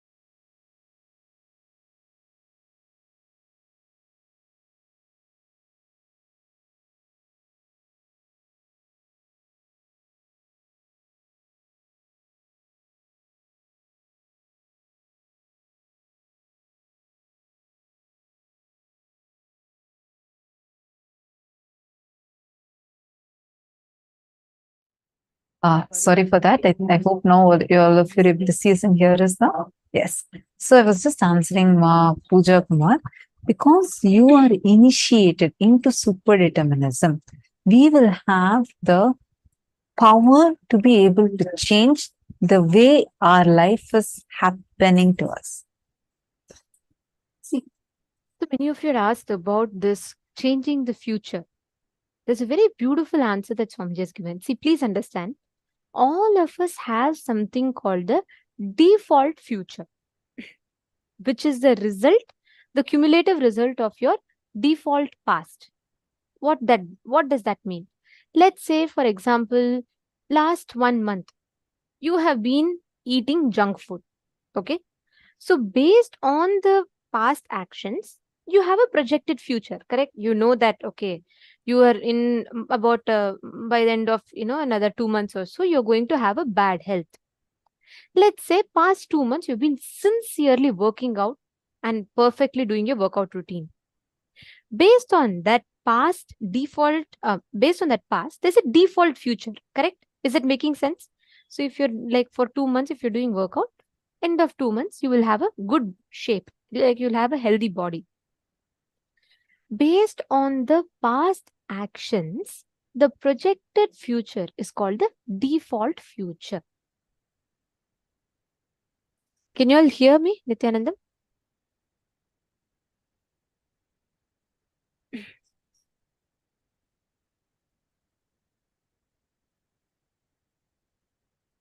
Yes. Okay. All right. So based on the past that you have, based on by default, whatever your past actions are, what gets projected in the future is called the default future, which all of us have a default future. Akashic readings accesses your default future. But sometimes this default future is like, what to say, based on your actions, it is changeable. But certain parts of this future is not changeable, because that happenings will be a cumulative effects of all your past karmas. So Akashic readings cannot be changed. Only an avatar can rewrite the future for you. I'll tell you a very beautiful incident for this. Once during an inner awakening program, physically that was happening in Bidadi, one person, that was a time where Swamiji had introduced this Akashic reading where Balasans would do. Like Swamiji initiated a group of us and we were able to see, we will actually see, like someone, let's say someone comes and asks us in 6 months, whom will I get married to? We will be able to see a particular name appearing in golden letters on Swamiji's Atma Murti. And we would read out that answer and it will manifest. Like if we can actually see the clear future. Okay. So during that inner awakening, Swamiji introduced this, and one person, one man who was attending the inner awakening program, he wanted to know his future. So he goes to Akashic readings and he asks, saying, he asks Kalabhairava in Akashic reading, he says that, whom will I marry? So the Balasant who was doing the Akashic reading gave the answer of a particular person. Then he was like completely shocked. Okay, because he was like, he was in love with someone else and he wanted to marry that other person. So, and the moment he heard his name and he's like, oh God, I was planning to marry another person, and Akashic reading is saying something else. He didn't tell anyone. He went back to Swamiji, and that day's darshan, he told Swamiji, I want to marry this person. Swamiji blessed him. After Swamiji blessed him, he didn't tell about that to anyone. He comes back to Akashic reading. Automatically, the Akashic records got updated. Next time when he asked, the answer changed. This time it was the exact person he had asked the blessings for. All of us have the default future. But in the presence of a guru, that default future gets upgraded. You manifest a new life. You manifest a completely different reality in front of you. That is what only an avatar can do. Sometimes you can interfere your own course of future, right? Like for example, let's say you suddenly decide to, you were smoking for 5 years or 6 years, and you suddenly decide to quit smoking. You can reduce the repercussion of that impact to a certain extent, correct? Or let's say you were eating junk food and suddenly you decided to stop and only switch to organic food, and you start doing workout every day. Then by default, your future is going to change. So understand, every time you get that default future upgraded, for you to experience that, 2 ways. Whatever is your independent actions can interfere, that is one. But second, all the unchangeable things, only by the grace of a guru, you can upgrade it. Only an avatar can upgrade it. This is a very beautiful story. I recently shared it. I'll share it once again because it makes so much sense in this context. See, once 2 brothers met a sage, and that sage was known to be able to look into the future. So the brothers paid their respects to the sage and asked him if he could tell them about their future. Then the Rishi, the sage, advised them, see, it may not be good for you to know your future. Besides, your future can change later, even if I tell you now. But the brothers were insistent. They said, no, I want to know the future. So, all right. So the sage meditated, looked at the elder brother and said, in next 1 year, you will become a king. Looking at the younger brother, the sage said, you are destined to die in the hands of a murderer in less than a year's time. He's shocked. So the brother starts walking back home, and the elder brother was overjoyed. He started fantasizing. He was like, God, I will be a king. I will rule a kingdom. I'll have so much of wealth and all that. Meanwhile, the younger one was depressed. So the elder brother started creating his fantasy world. He started dreaming of becoming a king. On the other hand, the younger brother, who was destined to have less than a year to live, he started spending his time on spiritual activities. So he used to use his time to serve everyone, and he used to go to temples, pray, he used to do annadan, everything, and soon he came out of his depression. 11 months passed. One day, the elder brother invited the younger one to join him on a journey. He wanted to look for a piece of land to build a grand palace that he was planning to build when he would become a king. So they were crossing an open land, and when the elder brother stumbled, when they were walking on, suddenly elder brother stumbled on a half buried pot. Okay. The moment that he stumbled, both the brothers dig out the pot and they opened it. It was filled with gold coins. Then the elder brother was thrilled and he started shouting, "This treasure is just for me. This is for me to set up my palace and my whole kingdom." Like that. And he is so excited, he starts jumping. Just then, suddenly a thief jumps out from the bush and he gives a blow to the elder brother's head and he tries to grab the pot from him. The younger brother jumped at the bandit to protect his elder brother, and then the thief attacked them with the dagger and he had a small wound on his head. During the struggle, the thief dropped the pot and ran away. This is what happened. Then what happened was, the elder brother was very thankful to the younger brother for saving his life, and he offered him half of the gold coins. Anyways, the younger brother said, no, anyways, I'm going to die in a month's time. What do I do with this? You keep it. You enjoy your kingdom with this. And the elder brother started living a lavish life with his new treasure. He started eating, drinking, living in merry, and he started using anyways. He said, anyways, money is going to come. Anyways, I'll be a king. So why bother about all this? And he started spending all his gold coins. 11 months, 1 year fully passed. There was no sign of any crown for the elder brother. And the younger brother was also enjoying good health, absolutely doing fine. So they were like quite confused. They said, in 1 year, we are supposed to change, and what is happening? So they decided to visit the sage again, and they met him and asked, how did your prediction go wrong? The sage was also surprised. Then he went into meditation to find out what happened. Then, very beautifully explains. He said, I told you that destiny can be changed, right? He looked at the elder brother and said, your destiny changed because of your irresponsible actions over the past months. Though you were destined to become a king, you were continuously, drinking and only marrying, because of which what was supposed to be a kingdom to you was reduced to a pot of gold. He looked at the younger brother and said, your spiritual life and surrender to the divine changed your destiny also. Death at the hand of murderer's hand was just reduced to being wounded by the thief in your head. Understand, all your future, all the actions, whatever you're trying to see as your default future, everything,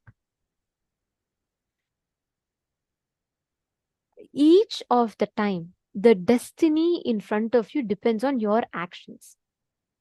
Many times we say, okay, Swamiji is blessing something. Let's say, for example, Swamiji will bless you saying, okay, you will manifest good health. You will manifest completely, you will have weight loss. Now Swamiji has given the blessings. So you just need to do whatever is the right things for that with the energy that Swamiji gives. But if you sit and junk on every day 1 kg potato chips and you say, oh, why my weight is not reducing?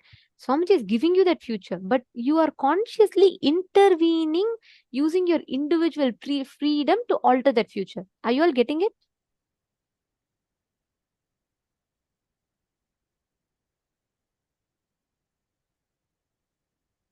See, understand, each time you are conscious, you have the, okay, Ma Puja Kumar is asking me to repeat it. Yes, I'll repeat it. Ma Divya, you're clicking with it? Good. Nice. Ma Regular is saying, I love all your stories, all of them. Let me tell you the secret. All of these, Swamiji tells in satsangs as one small story. And then I just, pick up from there and I just tell that. These stories of Swamijis are just amazing. Yes, that's totally it. So, Ma Puja Kumar, see, what I'm saying is, if Swamiji blesses you, let's say, for example, Swamiji is telling you, okay, from now, you will have complete weight loss. The moment Swamiji tells that, that means it is like that, how that sage, right? He is seeing the future. He knows you will be healthy and he's blessing you with that. But if you consciously intervene to take an action against, like for example, you say, anyway, Swamiji blessed, so it will come whenever it comes. Let me sit and eat 1 kg potato chips and pizzas every day. If you start doing that, you are using your independent will to consciously intervene and alter the future that is given to you. You're understanding? So, every time when Swamiji blesses, please understand Swamiji is not predicting the future. He can actually see that this is what is happening and he's telling you. But if you consciously intervene, even Paramashiva cannot intervene in your individual freedom. That is what is the biggest thing, right? If you using your personal individual freedom, your conscious will, if you decide that I don't want it, even if Paramashiva blesses, it cannot happen for you. Even if you get a blessing, Swamiji, even if you get a blessing saying that Swamiji is blessing you, you will manifest $1 million tomorrow. Swamiji is seeing the future. He is seeing and he's literally like giving you that energy. But if you consciously decide, okay, Swamiji told it will happen, so let it happen however it wants. I am not even going to attempt to look at any possibility to come. If it comes, Swamiji has told me it has to come, let it come. And if you consciously use your individual freedom to intervene to the blessing that is given to you, then you will not be able to manifest the future Swamiji is giving you. Sometimes, despite putting in best efforts and keeping in blessings in perspective, our future doesn't manifest. See, it is not just action, Maswati Jain. It is not just action. It is the thought current. It is the individual freedom, your individual will. If your individual belief, see, you may desire all.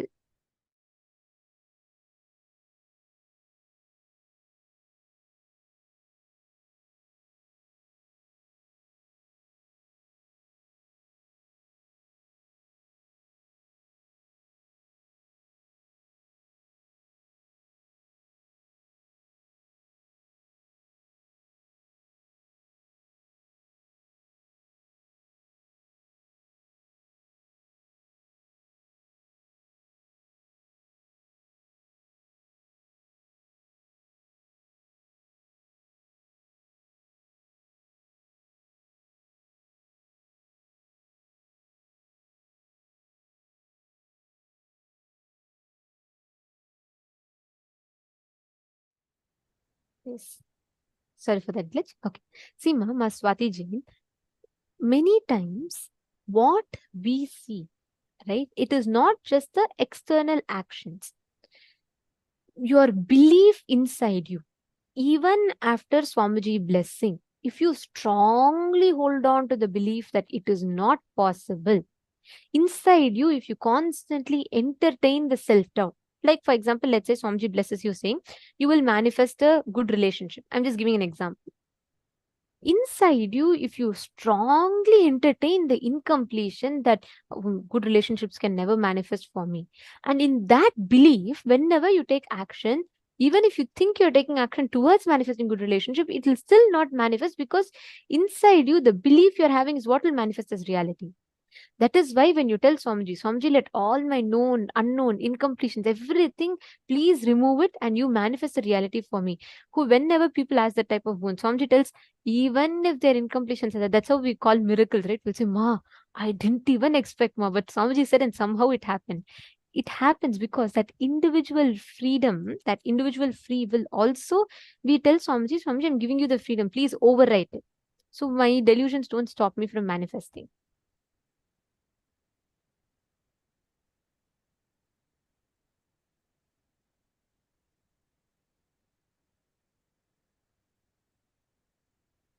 See, Ma, Geetanjali also, it's the same thing, Ma. Even for your question, the answer is the same. Same as for Maswati Jain. Are you all clicking with it? Are you all understanding? See, all of us have that power, ability to manifest everything that we want. Okay. Herald Lemke is asking, isn't that supporting the ego wishes of a person? Sorry, could you ask once again? Like clearly, I'm not really catching your question. What point did you ask this question for? I request if you could please repeat it. Like what exactly is the thing? Oh, the marriage example.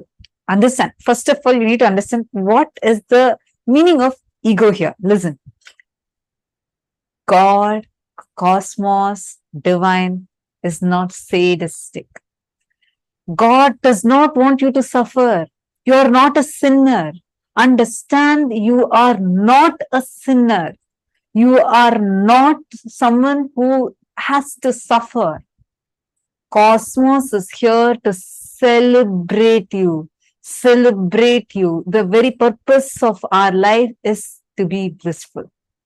Why I'm saying this is, the way you read that example, right?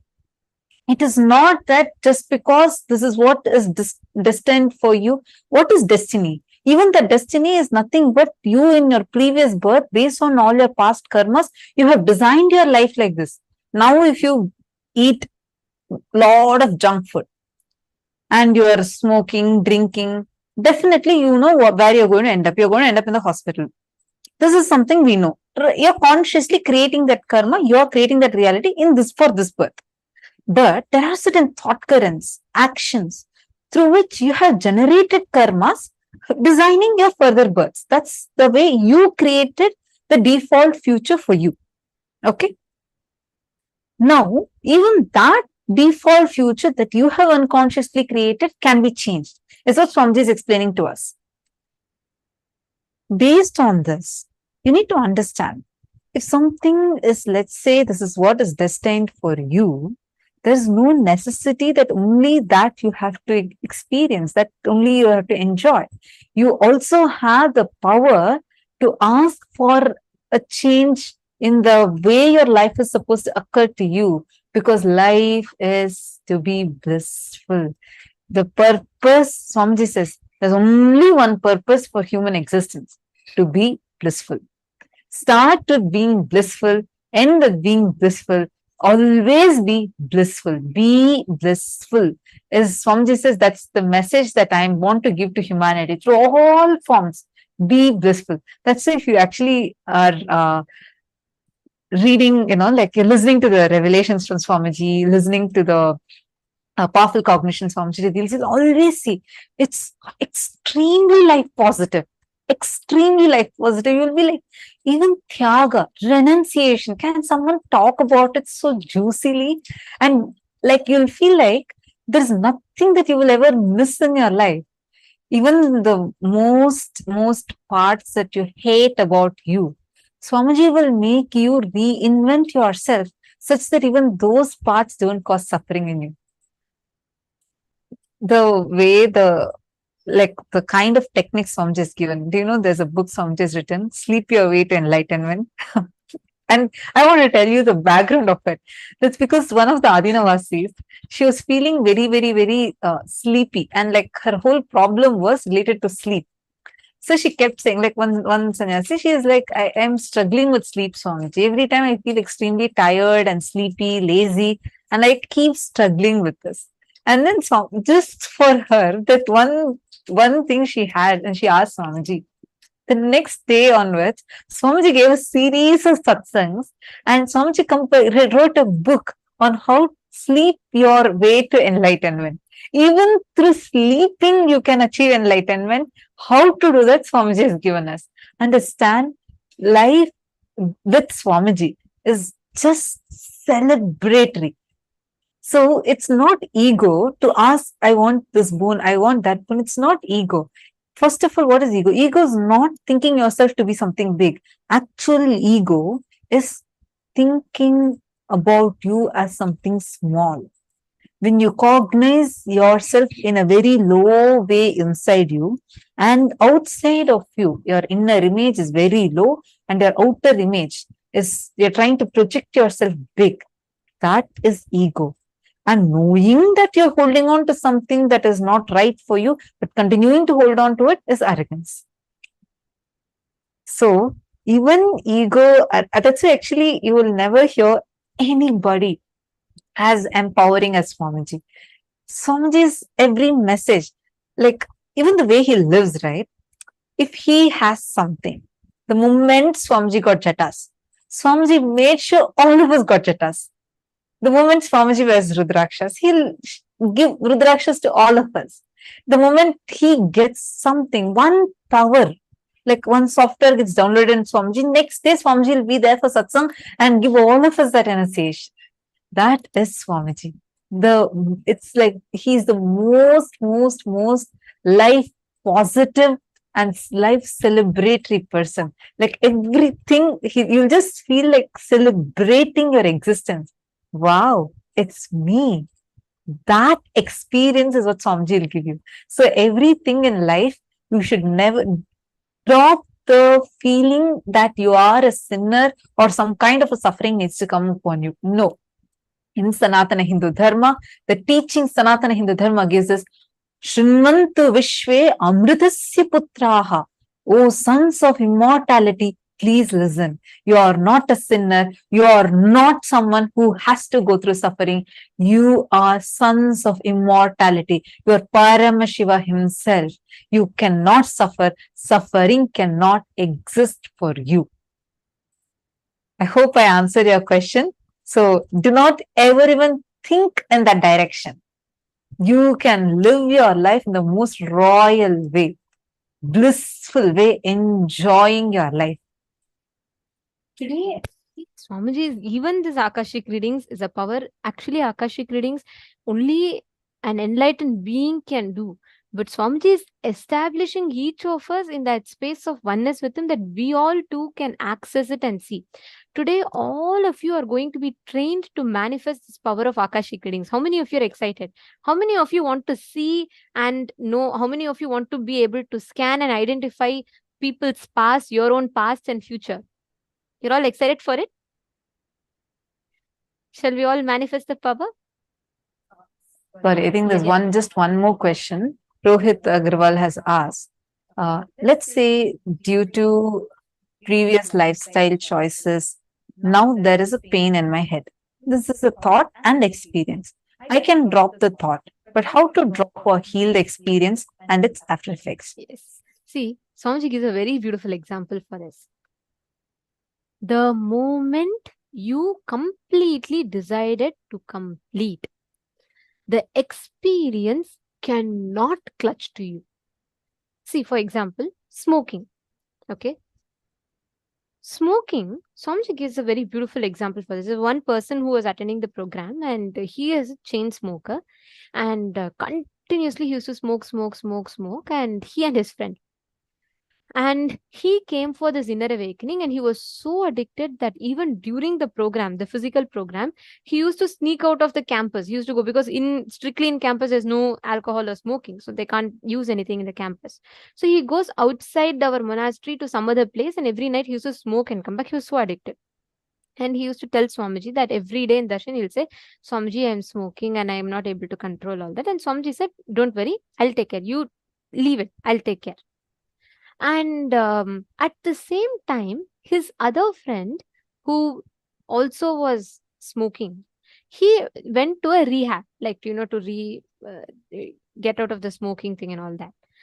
For this person, however, for the person who was attending the program, at some point in the program, some completion happened in him and he came back to Swamiji in tears and he said that night he went and tried to pick up the cigarette like 10 times. He's about to because he's so afraid if he doesn't smoke, his body will shiver. Like he was so addicted to it that physically if he doesn't give the smoke, his body will shiver. So he wanted to smoke. He was trying to force himself, but his body simply refused to accept the smoke. He said he was so shocked. He was in tears. He said, Swamiji, I struggled to leave this pattern so much, but it never left me. Now, I don't even know. I didn't even put any effort, Swamiji, but I'm not able to even smoke. Then Swamiji said, just that completion that happened in him, the decision was from his consciousness, from his very being, that his whole body, his thought currents, actions, everything aligned to the decision to not smoke. That happened from completion. And so after he was very happy, he even shared and made testimonials. And after a few months, we went to his place to meet, we were traveling that time, we went to meet him. He shared with us that same friend who went to the rehab, he was out of the smoking pattern, but he suffered the whole impact of smoking. He had like severe problems, like lung problems, and you'll get pancreatic cancer if you smoke. That's what he had. So he was suffering all of that. And this person said that he has had no sign of it. And when he went and checked also, this person who attended the program, he said he had no sign. And he said, I've been a chain smoker also for so long, but my body is not even carrying the disease. So he was very surprised and shocked. So he told can you ask Swamiji and tell how this happened? So when we checked, we updated this whole thing to Swamiji, and then Swamiji said, because his decision was so conscious, and because of Swamiji's healing, his whole body decided it was not from incompletion. So there was no conflict in his body. His body was so complete with his decision that he will not smoke. The whole body tuned in. All the things that were supposed to become cancer, everything completely left his system, and he was detoxed. Understand two things. When you have the grace of the Guru, and second, when there is no conflict in your decision, in your aligning, your body will not suffer. I was so shocked because I never saw it this way, never understood it. But the way Swamiji revealed it, Swamiji explained like quite a bit. I'm just paraphrasing my understanding from that. But just this one thing Swamiji said, it was so powerful.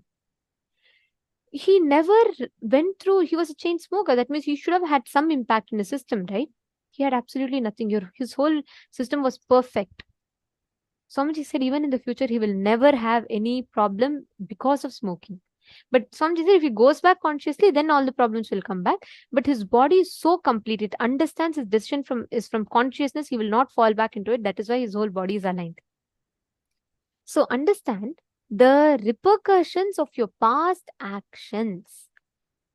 Everything can be overwritten by your conscious decision. Your future, you need to know time, action, past, present, future, all that you know as time and everything within that is 10 times in lower frequency than your consciousness. Because your consciousness is a connecting point for you and Paramashiva, for you and Swamiji.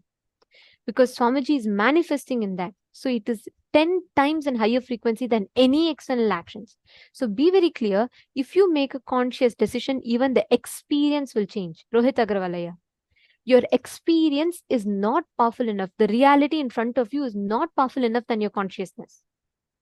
If your conscious decision, your action that you're taking is from a conscious understanding, and you're in completion, means your whole thoughts, your actions, your body is in tune with your decision, you cannot have a conflict. The experience will physically change. You may think, how is it possible? Like, how will I expect a headache to go immediately? It will go. It is possible. The thing is, you need to come to that space of completion.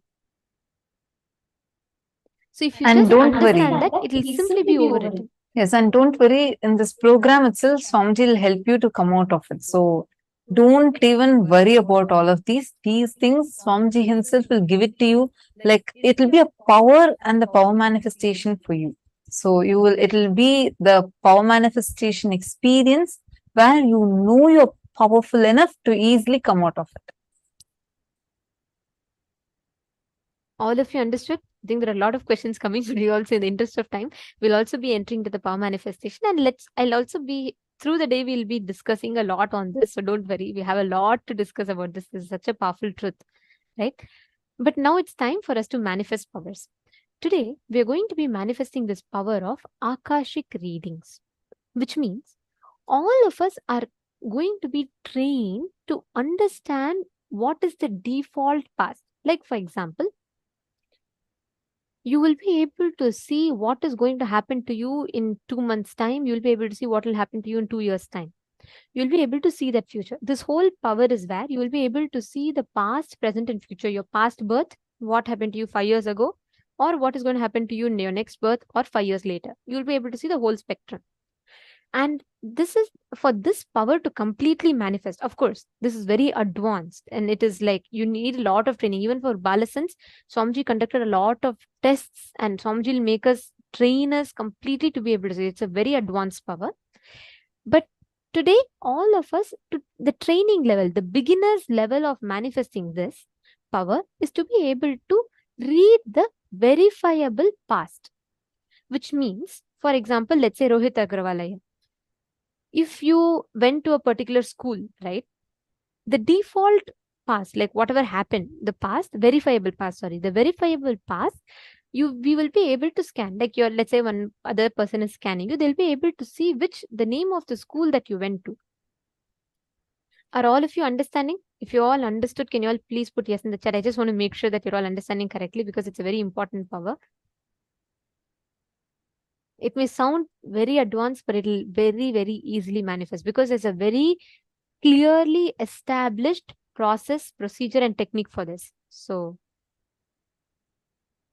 okay, perfect. It looks like many of you are understanding. So what we're going to do now is, you're all going to be starting with manifesting the known past. The verifiable past, you'll be able to manifest that. You'll be able to see that. Okay. So what we're going to be doing now, I request every one of you to bring Atma Murti. Can each of you please bring a photograph of Swamiji, the Atma Murti, and please place it? Yes, Nadia, I'll explain to you. I just request every one of you to get Atma Murti. I'll explain to you all step by step. Ma Drishti Yadav. Nithyanandam, I see that you're here for the first time. Welcome. Welcome to this program. Where are you joining us from, Ma? Ma Drishti Yadav. Which place are you joining us from? And don't worry, I see you're putting that you're here for the first time. You absolutely are not understanding anything. No issues. Do not worry. You're here for the first time. And I can assure you one thing. This is going to be the most life-changing experience for you. You're going to get introduced to yourself and life in a way that you've never seen before. So I'm so happy that you took this decision to be here. Welcome. Welcome to the best decision of your life. And secondly, Ma, many things may be very new for you, but just stay tuned with us. You will start understanding it, because today, like, we are learning many advanced things. So we'll explain to you. From Sharanpur, Uttar Pradesh. Welcome. Very happy and very nice to have you here. You're going to really enjoy this program. And just sit and ask any questions if you have. And I just also want to tell all of you, please be on camera continuously and participate. That will really help you a lot. And if you had actually attended the day one, Swamiji specifically also told that all of you please be on camera as much as possible and attend the program, because that will really, really help you in learning these concepts deeply and understanding. Rajkumar Nagaraj is asking how to take that deep conscious decisions. All the decisions are at mind level, right? All decisions are not at mind level. Some reactions are at mind level. Some reactions are from biomemory level. Some decisions are from deep-rooted conscious will. There are some decisions. For example, you are driving, suddenly you see a big billboard that shows some cheese melting from a burger, and it's so tempting for you, and immediately your stomach feels hungry, and you see that there's an offer and they say buy one get two free. So automatically the hunger that was nowhere there till a minute ago is now there, and you're feeling extremely hungry and you drive towards McD.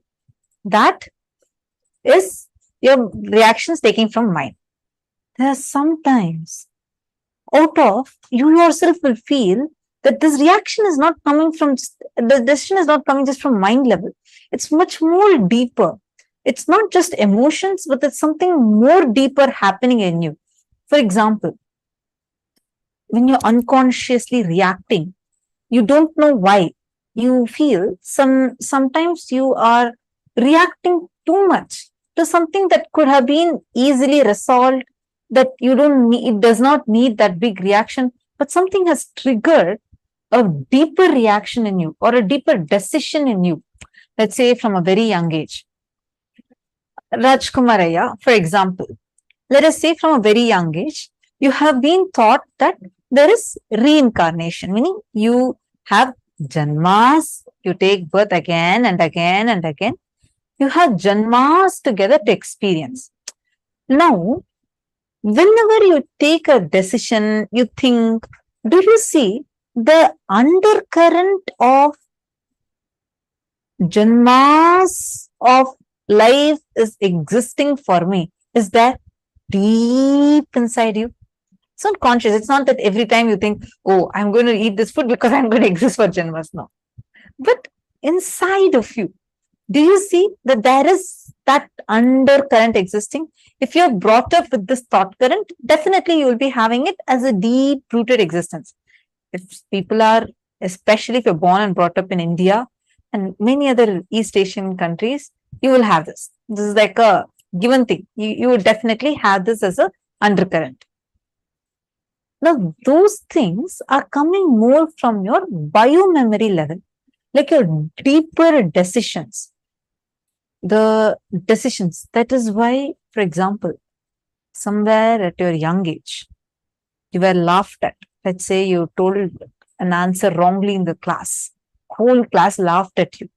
And you felt, you decided, you made a strong decision, saying, no more I'm going to talk in public. I will not humiliate myself further. People will laugh at me.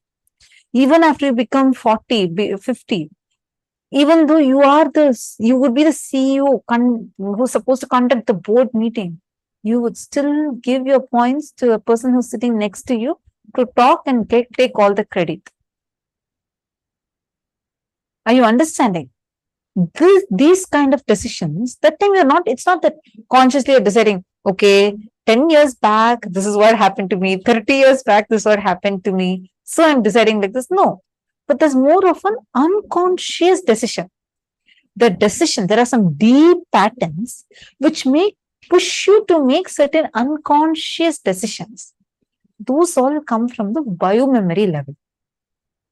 Whether the cognitions that you carry about you, about life, about how you feel about life, all these are very deep inside. Then there are certain cognitions even beyond your control.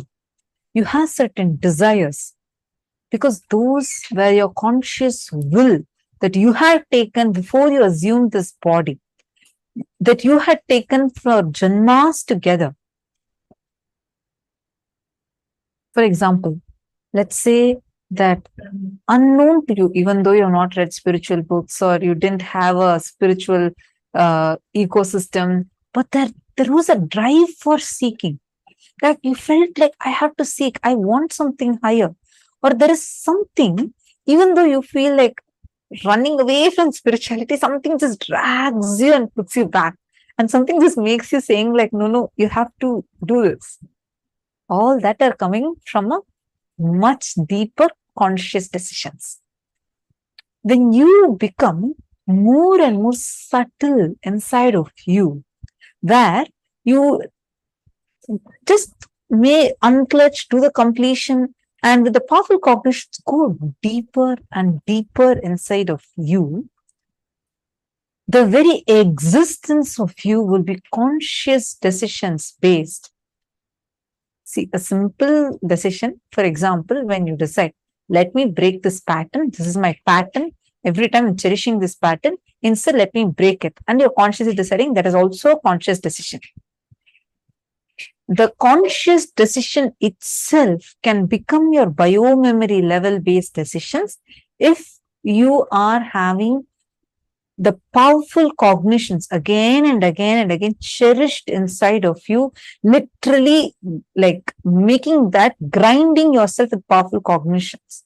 It will just transform you and your very existence becomes a power manifesting lifestyle. You're understanding? I hope I answered your question. Rajkumar Nagarajanaya. Okay. Great. Okay, so I think all of your questions are answered.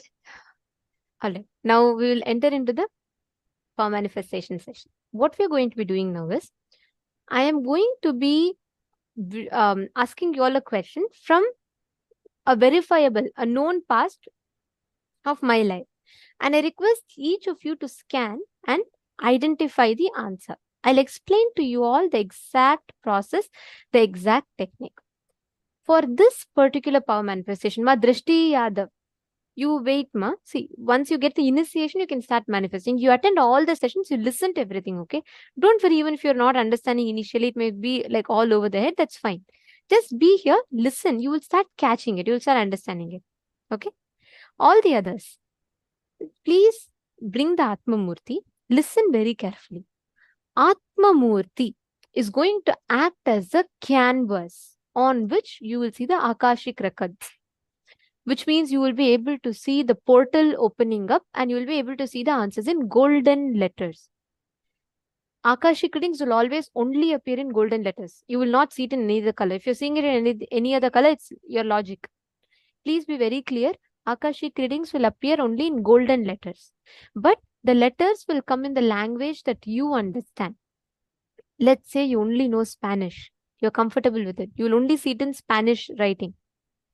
Let's say you know only Chinese. You will see it in Chinese writing. So each of it will come in that respective language. It will come in that respective this thing in golden letters. Understanding? So what you're going to do is you're going to apply the Jnananjana or Aushadha, anything that you have on the Atma Murti. You will start seeing the golden letters appearing on the Atma Murti. Only the golden letters. Let's say you see the golden letters M, K, and B. So you're going to just write down that as the answer. If you're having fear that you will not be able to manifest, or if you have the greed that you want to manifest, then you will not see anything. You will see a black screen. This is the exact science that Swamiji has explained. You just need to sit, manifest, visualize your Swamiji. Visualize that you're literally manifesting Swamiji through you. So the past, present, and future will not exist as we understand normally for you. You will be able to start seeing the answers to any questions on the Atma Murti itself. Are all of you catching it? If you're all clear, one last thing, just want to confirm. So if all of you are clear, can you all put yes in the chat, please? If you all understood the exact process to manifest.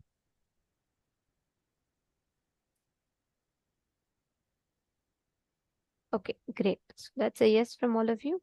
Perfect. So I'm now going to be asking you all a question from, it could be any question, okay? You're going to scan, you're going to be posting the answers for whatever question I ask you in the chat, okay? Please sit straight. You're going to be seeing the Atma Murti. So make sure you're sitting in a way where you can see Swamiji. You will see the answer just with all your three eyes. Just look intensely. Suddenly you will see like a whole space will suddenly open up in the Atma Murti and you will start seeing golden letters appearing on the Atma Murti, on Swamiji's form. So please face the Atma Murti. First, take a few minutes. Please close your eyes. I request everyone to do this intensely. Only then you will be able to manifest. Please do this. Close your eyes. Look at the Atma Murti and connect intensely. Visualize your whole inner space. You're just one with Swamiji. Absolutely no thoughts. Don't clutch to any thoughts.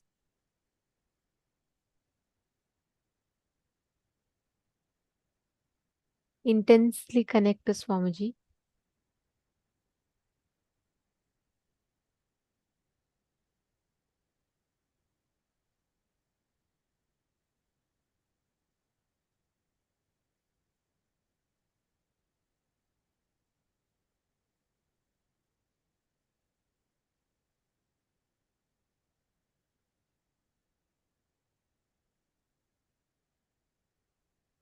Look at it. Make sure your whole mind is in complete peace and that there is no interferences.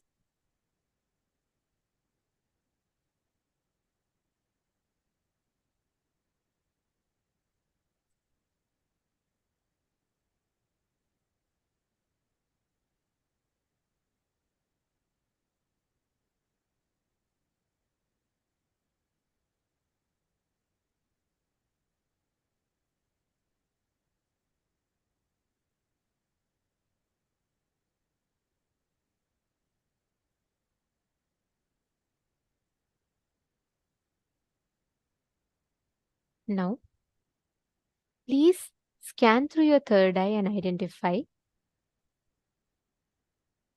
on the 8th of May 2017. What was the major event that happened in Adi Kailasa, the place where Swamiji was? So please close your eyes. On the 8th of May 2017, scan. You will just ask Swamiji to reveal.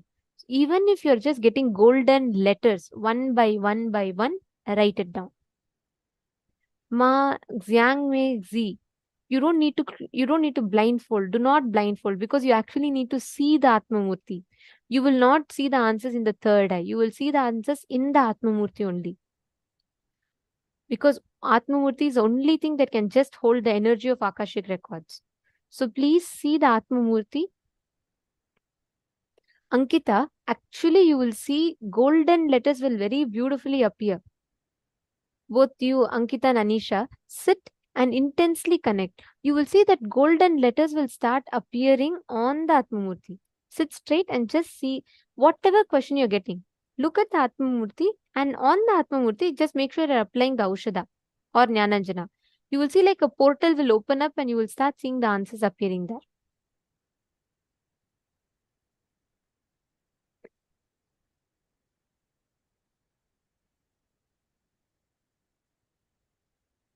Chant the Mahavakya. Scan and identify on the 8th of May 2017.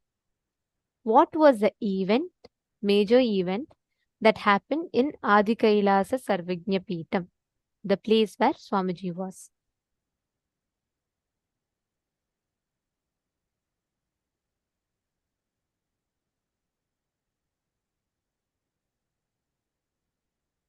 And please scan exactly what was the event, the major event that happened, and also scan what exactly was happening in my life on that day. All of you connect to Swamiji.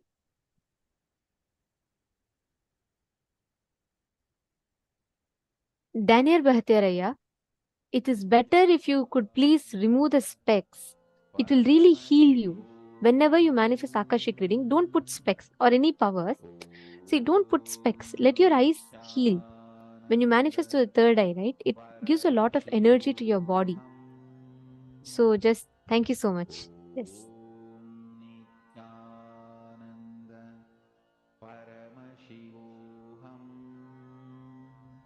Robert Ramaya, please scan. You should see the Atmamurti. Swamiji is sitting behind you. Just turn around and see that. See what happened on the 8th of May 2017. Just sit, connect to Swamiji intensely. Come on, Robert Ramaya, you should not stop manifesting powers.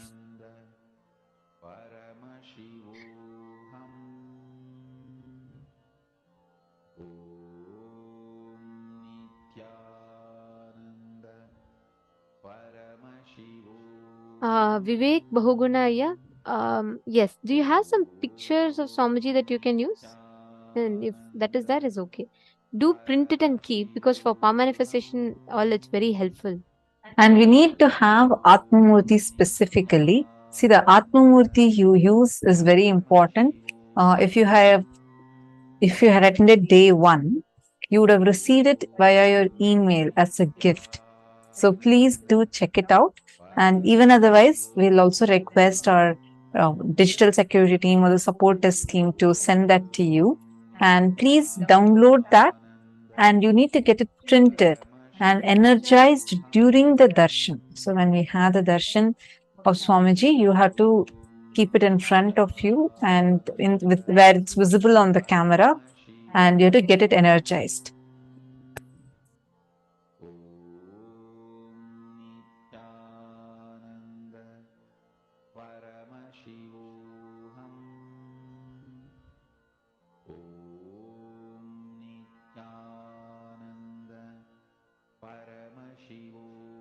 All of you continue to manifest. Chant the Mahavakya. whatever you're seeing appearing in golden letters, even if you're just seeing 1 or 2 letters, it's okay. Start posting it. Whatever you're seeing as answers appearing in golden letters.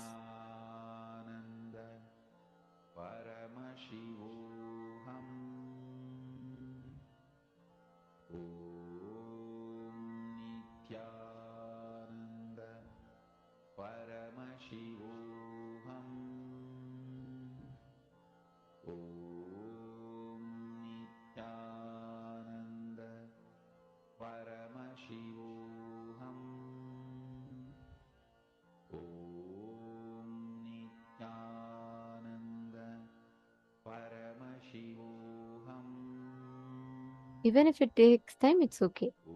Just look at the Atmamurti, connect to it intensely.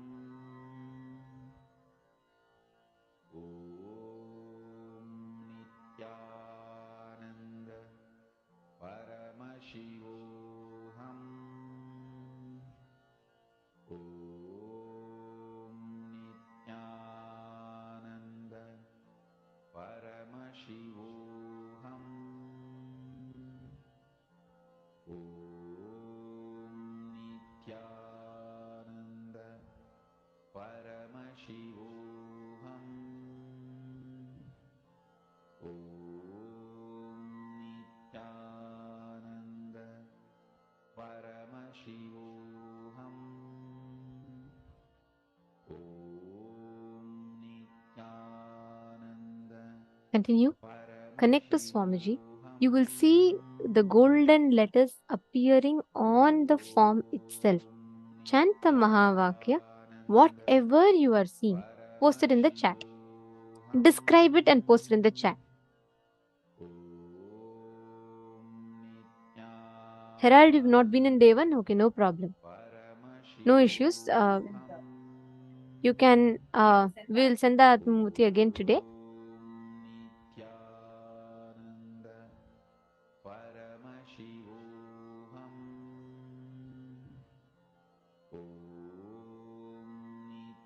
Okay, can I request every one of you to start posting what you saw? Okay, Makirti Punekar has posted.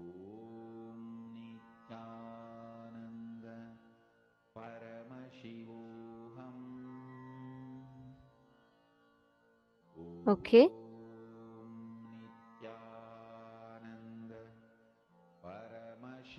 Okay, nice. Ma Drishti Yadav, but for you to manifest powers, you will need to take initiation. You're understanding? So now whatever is happening to you, you're just seeing it as an experience. You're visualizing. It should be an power manifestation happening to you, which means when you get initiated, you will start manifesting powers. So just wait till today darshan. Evening darshan will happen. That time you can receive it. Okay, very nice. Regular is posting. You're seeing gold, and you see like a door opening. Okay, bright lights, maybe fireworks and a tree. Okay.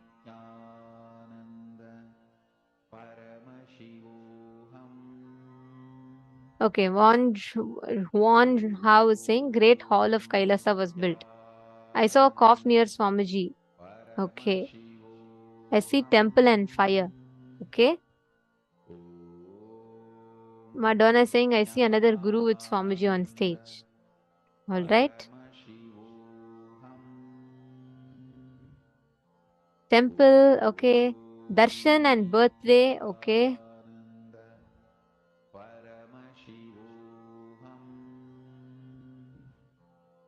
Ma Sonia Rao has posted, they might be having a demo but during the time some drama was going on. We could put the full details. Marriage ceremony. Oh, for Bataya Fields. This is your first day as well? Very nice. Welcome. Welcome. Yes, we will send you the link also. Okay. So I'm going to be sharing the answer with you all. Good. Very nice to see many of you scanned and you're all posting. Ma Suzanne Davidson, you didn't see anything in gold. You saw only in black. Perfect. Thank you for being honest with that. Don't worry, ma. You will see. This is a very advanced power, which means it will take you at least 3-4 times for you to try. Swamiji trained us for more than 11 days to manifest this power.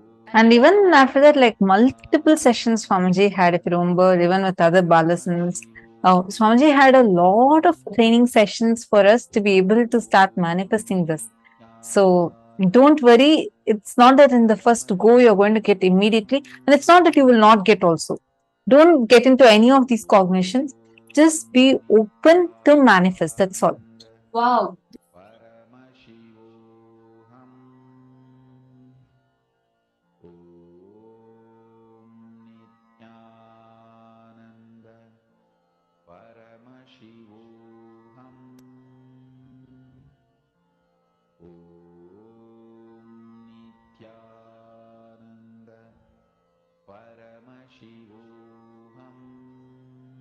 Sorry, I was muted. I apologize. So, Ma Mohini Lata, you have manifested precisely.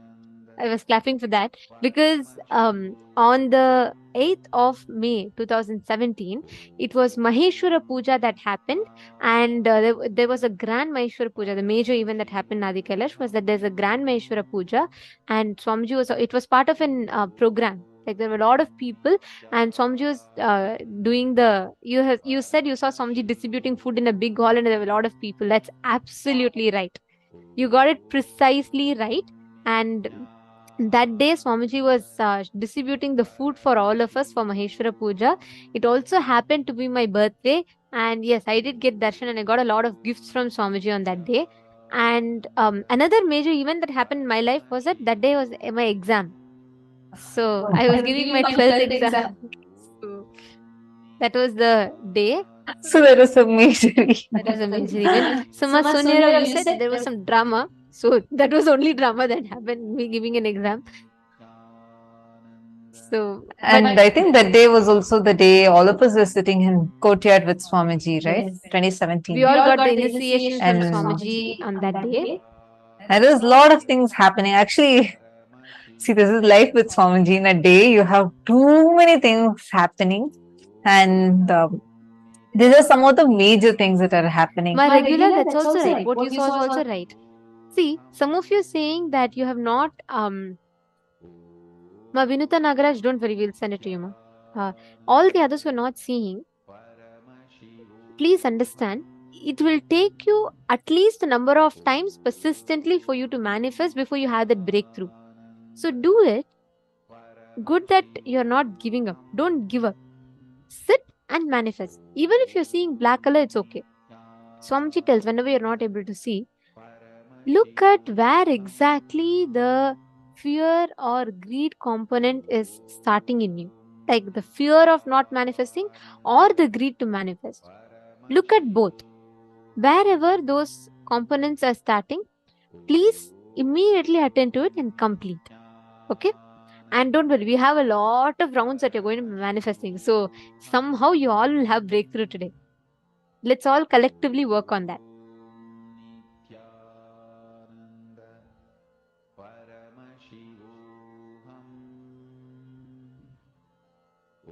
Yes. Okay. Now we're all going to be entering into the next session. I request all of you, if any of you need to drink water, you want to quickly grab a cup of coffee, tea, or something, go and come back. Quickly settle down. We're going to be entering into a very important session next.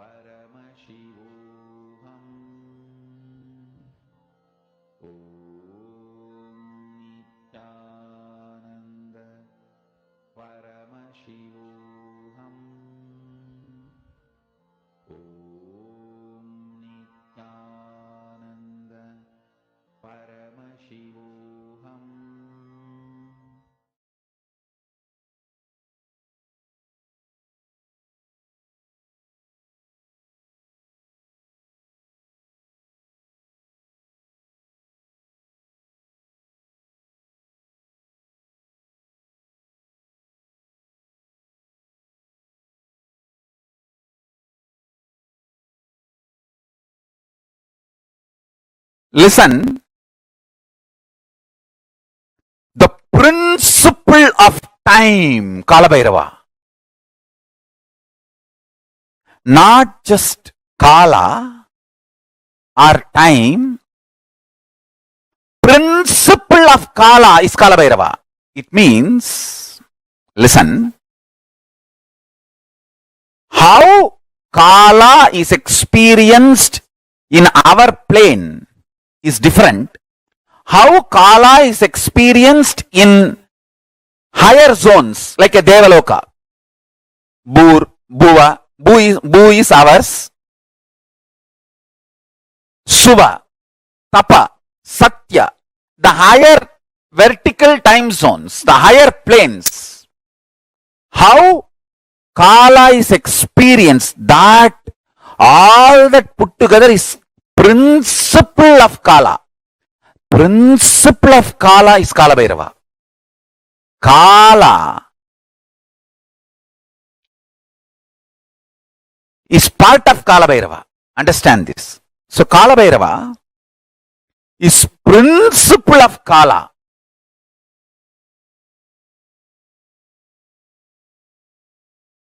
Form of Kalabhairava. Mahadeva assumed the form of Kalabhairava and removed the false identity of Brahma and gave Shivoham experience to Brahma.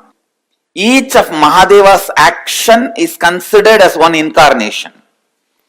When he came out and destroyed Daksha and his Yajna, that action is Virabhadra. When he came out and destroyed the arrogance of Brahma and gave him Shivoham experience, that action is Kalabhairava. See, at one point, constantly creating,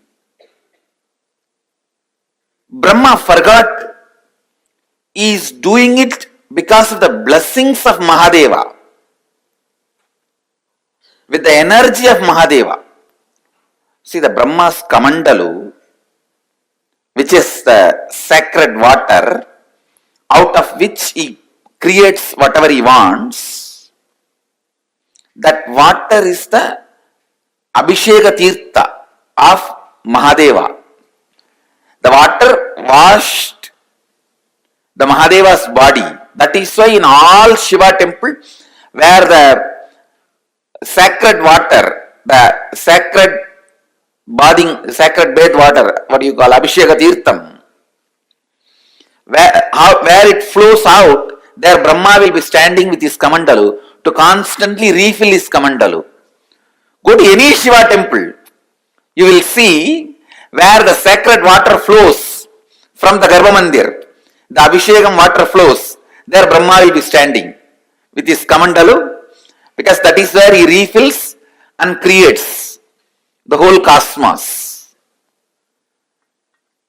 Unfortunately, by constantly creating, he forgot from where he is refilling his Kamandalu.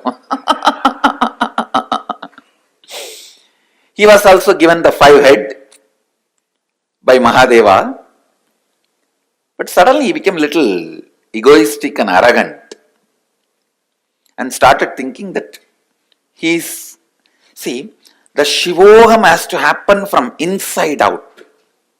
It should become experience and then start coming out. And this guy, out of his hypocrisy and arrogance, started declaring, I am everything.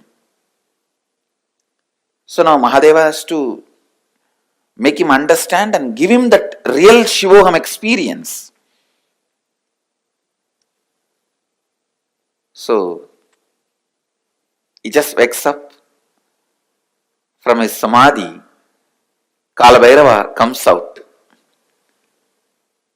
The Lord of Time comes out and just cuts that 5th head, which has become a little arrogant.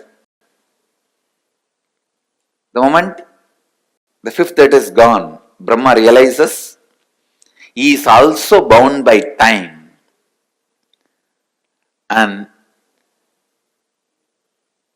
he realizes that it is hypocrisy that made him feel he is the superior. The moment he surrenders, Mahadeva again gives him the Shivoham experience and gives him the place back in his temple and says, you can start refilling your Kamandalu from now on and continue the creation. And he gives a permanent place in all temples of Mahadeva, where the Abhishekam water, the holy water, the sacred bath water goes. In that place, it's called Gomukam. In that Gomukam, always the Brahma will be there to fulfill his Kamandalu and do the creation. Kalabhairava is one of the most powerful expression of Mahadeva. Most powerful expression of Mahadeva.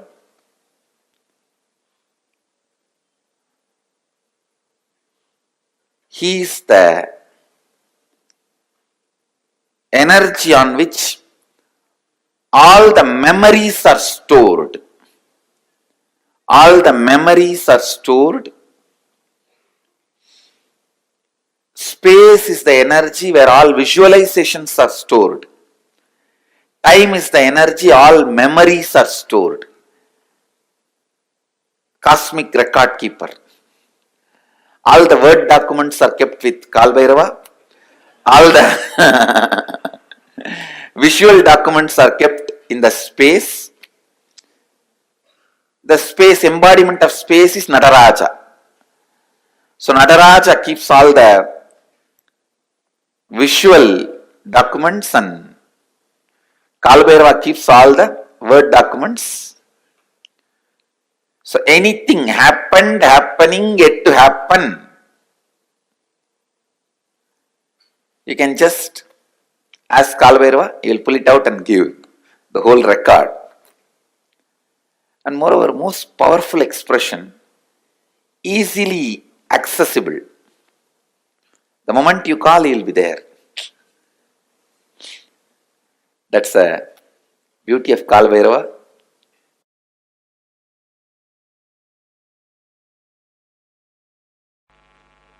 I tell you, life is only for the people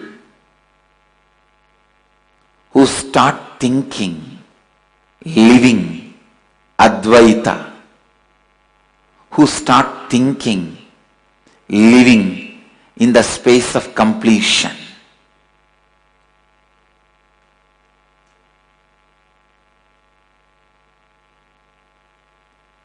I tell you, I am revealing the logic of Kalabhairava to you.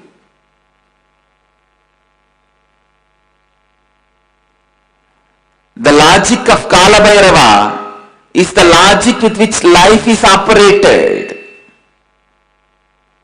Understand? None of your questions life cares about.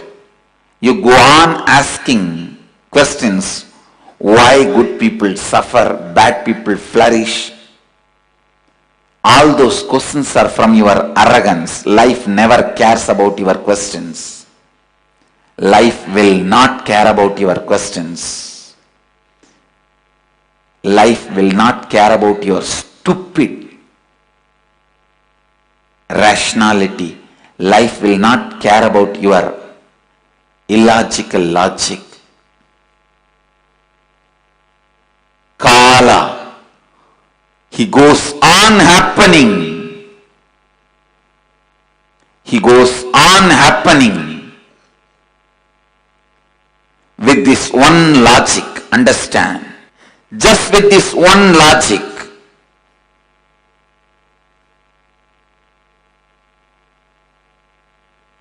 The decisions made out of completion fulfills you. And whatever decisions you make out of completion becomes reality in you.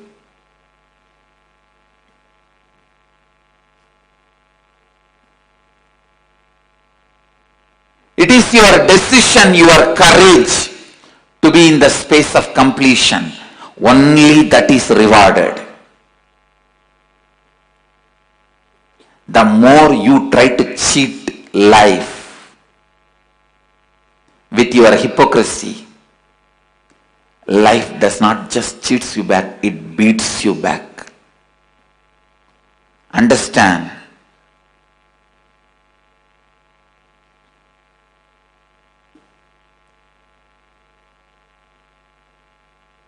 The soft, goody-goody,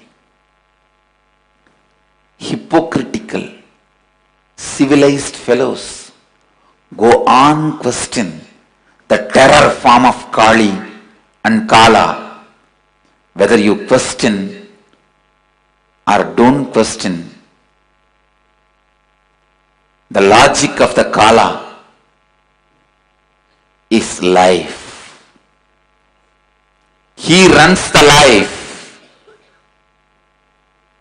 His logic wins. His will prevail.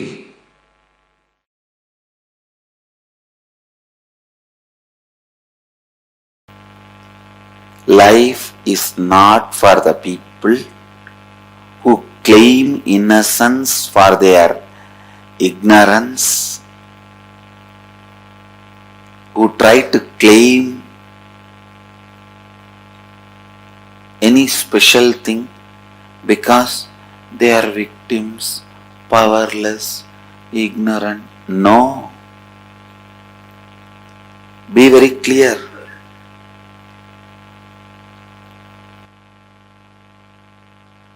Life is run by Kalabhairava.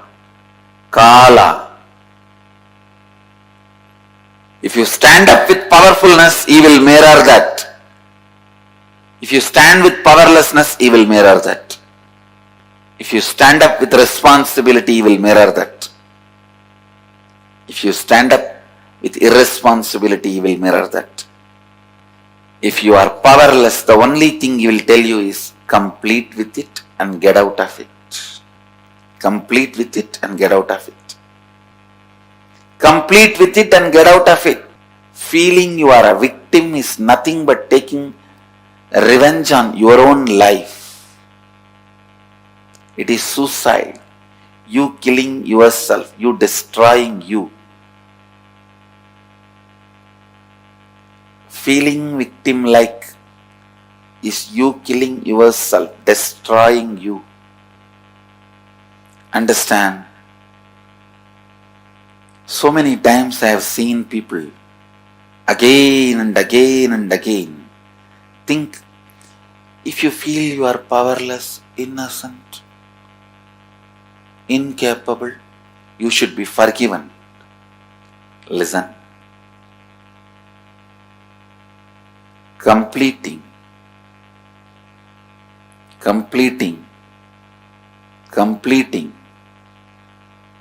all the incompletions, getting out of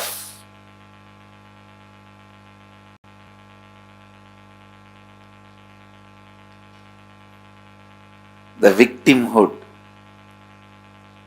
is living Advaita. Understand? Advaitic activism means again and again and again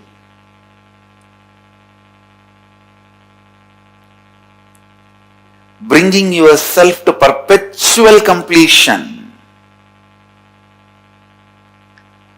Perpetual completion is life. Life runs by perpetual completion. Life runs by perpetual completion. Understand? Perpetual completion is Advaitic activism. Constantly complete yourself. Completion is nothing but the decision to drop your past incompletions and never let them have influence over you again. That's all.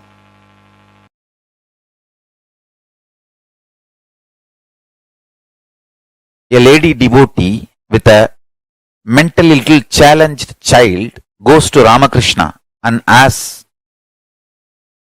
what wrong I did that I have got a child like this? Ramakrishna says, remember that child is God and take care, you will become enlightened. Because the simple act of giving love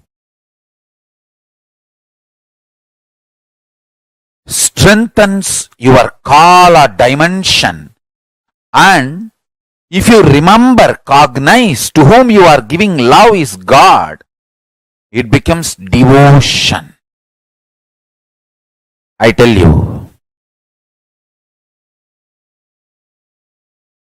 every time you share love, every time you use love as the strategy for your existence, the joy oozes out in your being is the strength of Kalabhairava.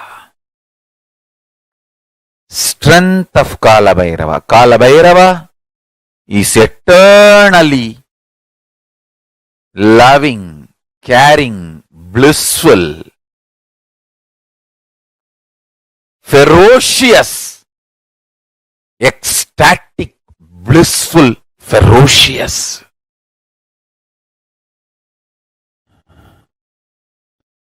Meditate on him. Be eternally loving like him. You will be just. Understand? All justness manifests from extreme love. That is why Kalabhairava is Lord of Yama. Kalabhairava is the Lord of integrity. Kalabhairava is Lord of justice. All justice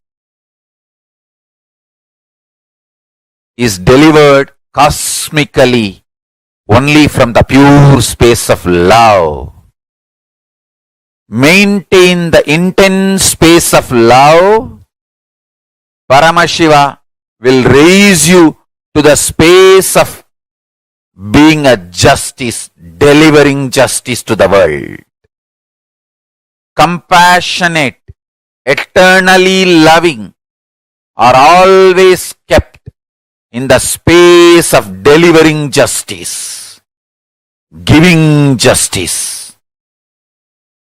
Understand? Extreme compassion, extreme joy, extreme ecstasy.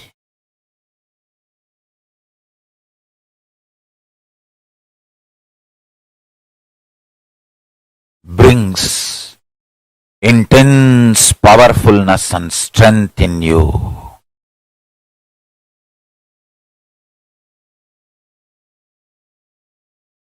Just go on be sharing smile and love to anything you see. Hug anything you see. If you don't have any object in front, hug the air. You will build strong body and heavy muscles like Kalabhairava. Listen. Listen to this Deva Rahasya. Look everything you see with love. Hug everything you see, including the air. You will build healthy, powerful, heavy body and grounded being. Superconscious flowering. Sannyasa is seeing everything you see through love, hugging everything you see. One with everything you see. People, objects, animate or inanimate. In the cosmos, there is no inanimate. In Kala, there is no inanimate. It is a space where the big bangs and black holes, planets, suns and stars and moons evolve billions of years exist and dissolve spontaneously, simultaneously, without gap. Billions of years without gap. Meditate on it. Meditate on it. Meditate on it. It is Deva Rahasya. The moment you understand this, your third eye will open up. Billions and billions of yugas, zillions and zillions of years without gap. Meditate on it. That is Kalabhairava's fire. The Prabha, Tejas, shining of Kalabhairava is this powerful cognition. Zillions and zillions of yugas, years, without gap.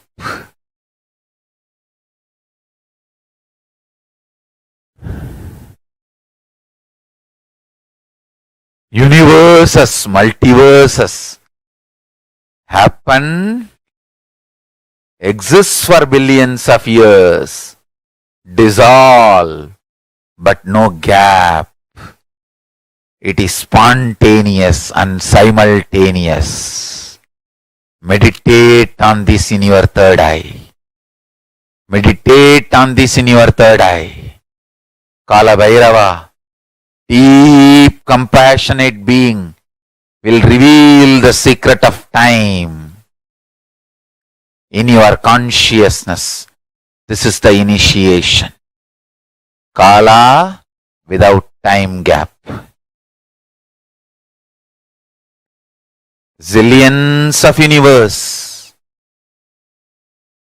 opens, exists of zillions of years, yugas, dissolves without time gap. Meditate on this. Meditate on this. Meditate on this.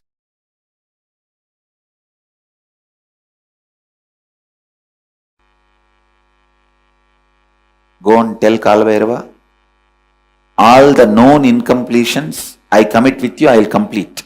All the unknown incompletions is your responsibility. I am surrendering to you. And I tell you, he really responds and completes. Whenever you ask him to bring completion to you, he is embodiment of compassion. Whenever you associate you with the incompletions, is the terror. Which side you are standing only decides whether he is terror or compassionate being. He is the most compassionate if you are standing on the side of the completion. He is the ultimate terror if you are standing on the side of the incompletion. He can show the extra and the smile both. He can show the terror teeth and the smile both. He is the only God capable of that. To terror teeth and the wide smile. If you associate yourself with completion, he has such a sweet smile for you. If you associate yourself with the incompletion, he has such a terror teeth for you. The terror teeth will grind even universes and swallow. The smile can create even universes for you.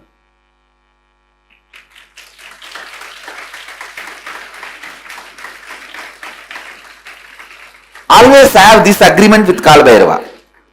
All the incompletions you make me known, I commit with you, I will complete them. I am responsible for it.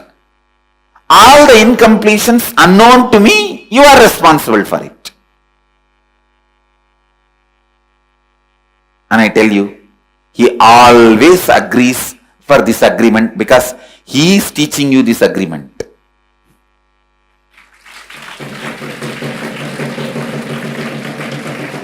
He always agrees for this agreement.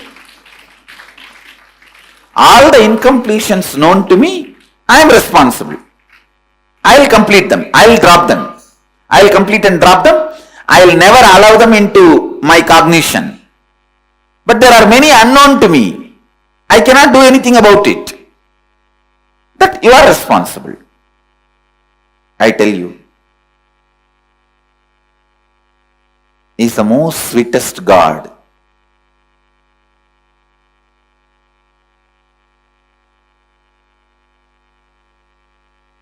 He is the most sweetest God.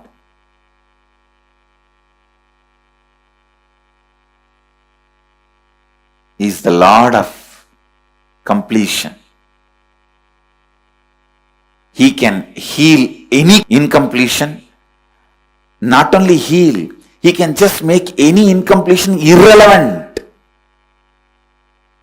He can just make them irrelevant to your life, and you means you will even forget you had incompletion in that area at one time. Is time, Kala, Lord of time.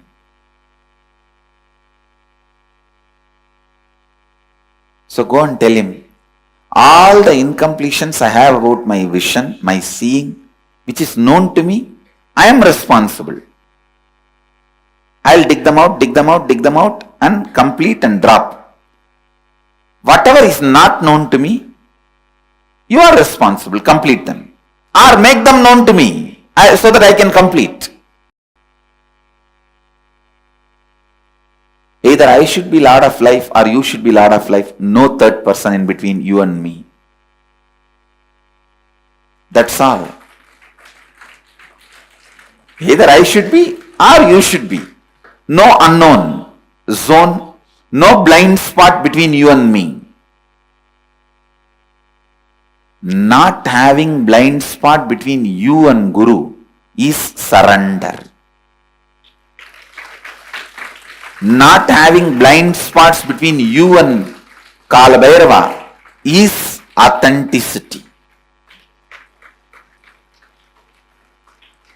No blind spots.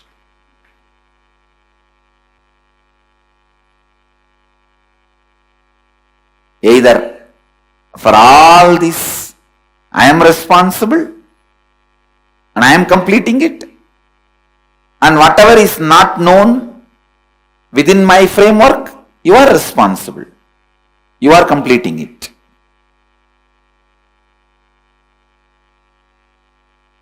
But ultimately, we are neither going to have known incompletion nor going to allow unknown incompletion. That's all. Neither known incompletion nor unknown incompletion. Both will not be allowed.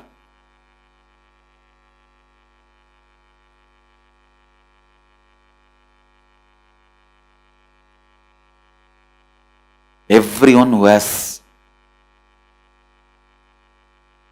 spectacles or contact lens,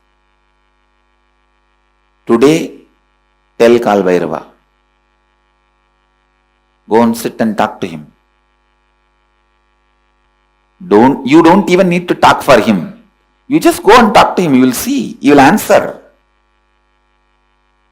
You will simply listen the answer in his own voice. You don't need to say how you do in the temples. Oh God, please save me. And then you talk for the God also. Oh my son, don't worry. I am here. I will protect you. For our Kalabhairava, you don't need to talk back. You just say, oh Mahadeva, please protect me. He will say, hey, what you are trying to act here?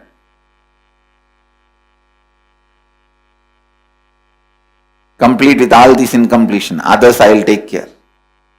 He will talk to you in his voice. He is Swayam Prakasa.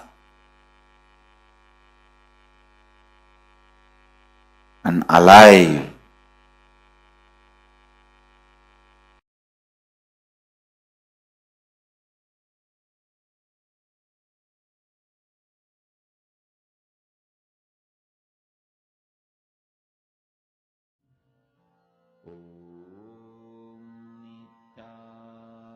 So powerfully Bhagavan revealed how Mahar Kālabhairava can make any incompletion just irrelevant for you.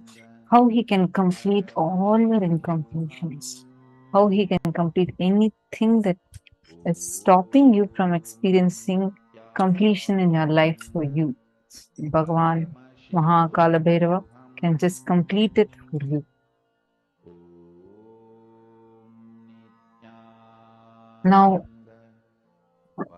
all of us understood, I hope all of us clicked with what Swamiji had revealed in such elaborate detail. Swamiji had revealed this for us.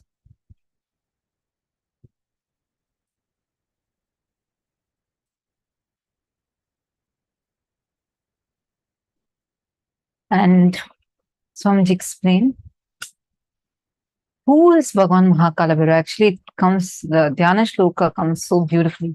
Gakharo Bhairavam Yeyam Muktabham Shatrunashanam Nakara Kala Bijam Cha Kalam Sarvajayam Bhaved. The letter Gha is related to Bhairava.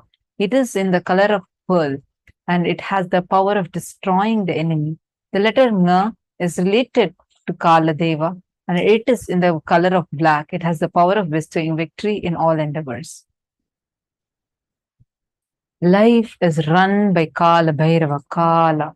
If you stand up with powerfulness, he will mirror that. If you stand up with powerlessness, he will mirror that. Understand? Like what Swamiji is saying, right? Like whenever you stand, take the side of completion. Kalabhairava's smile will be visible to you. And he will just create universes for you with his one smile.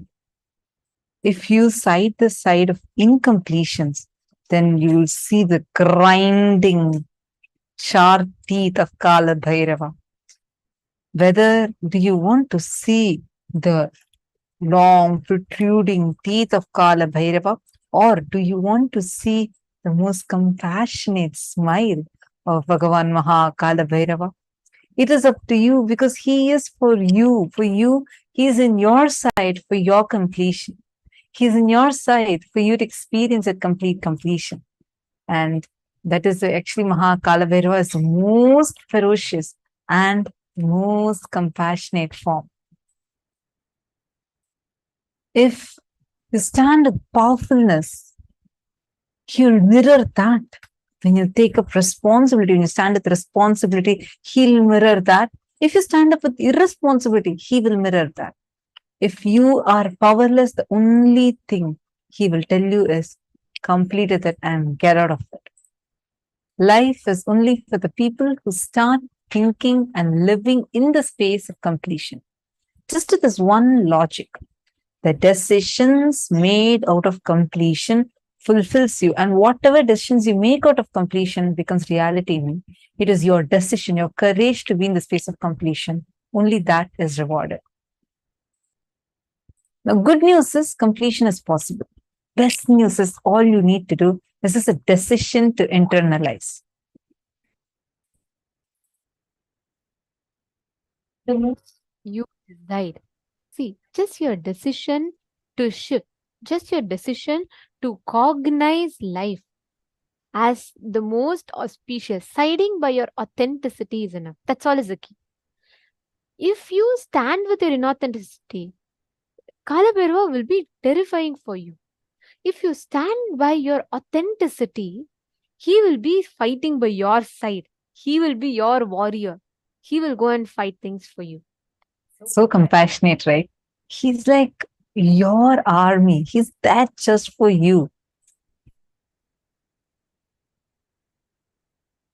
Actually, the moment Kalabhairava itself represents the space.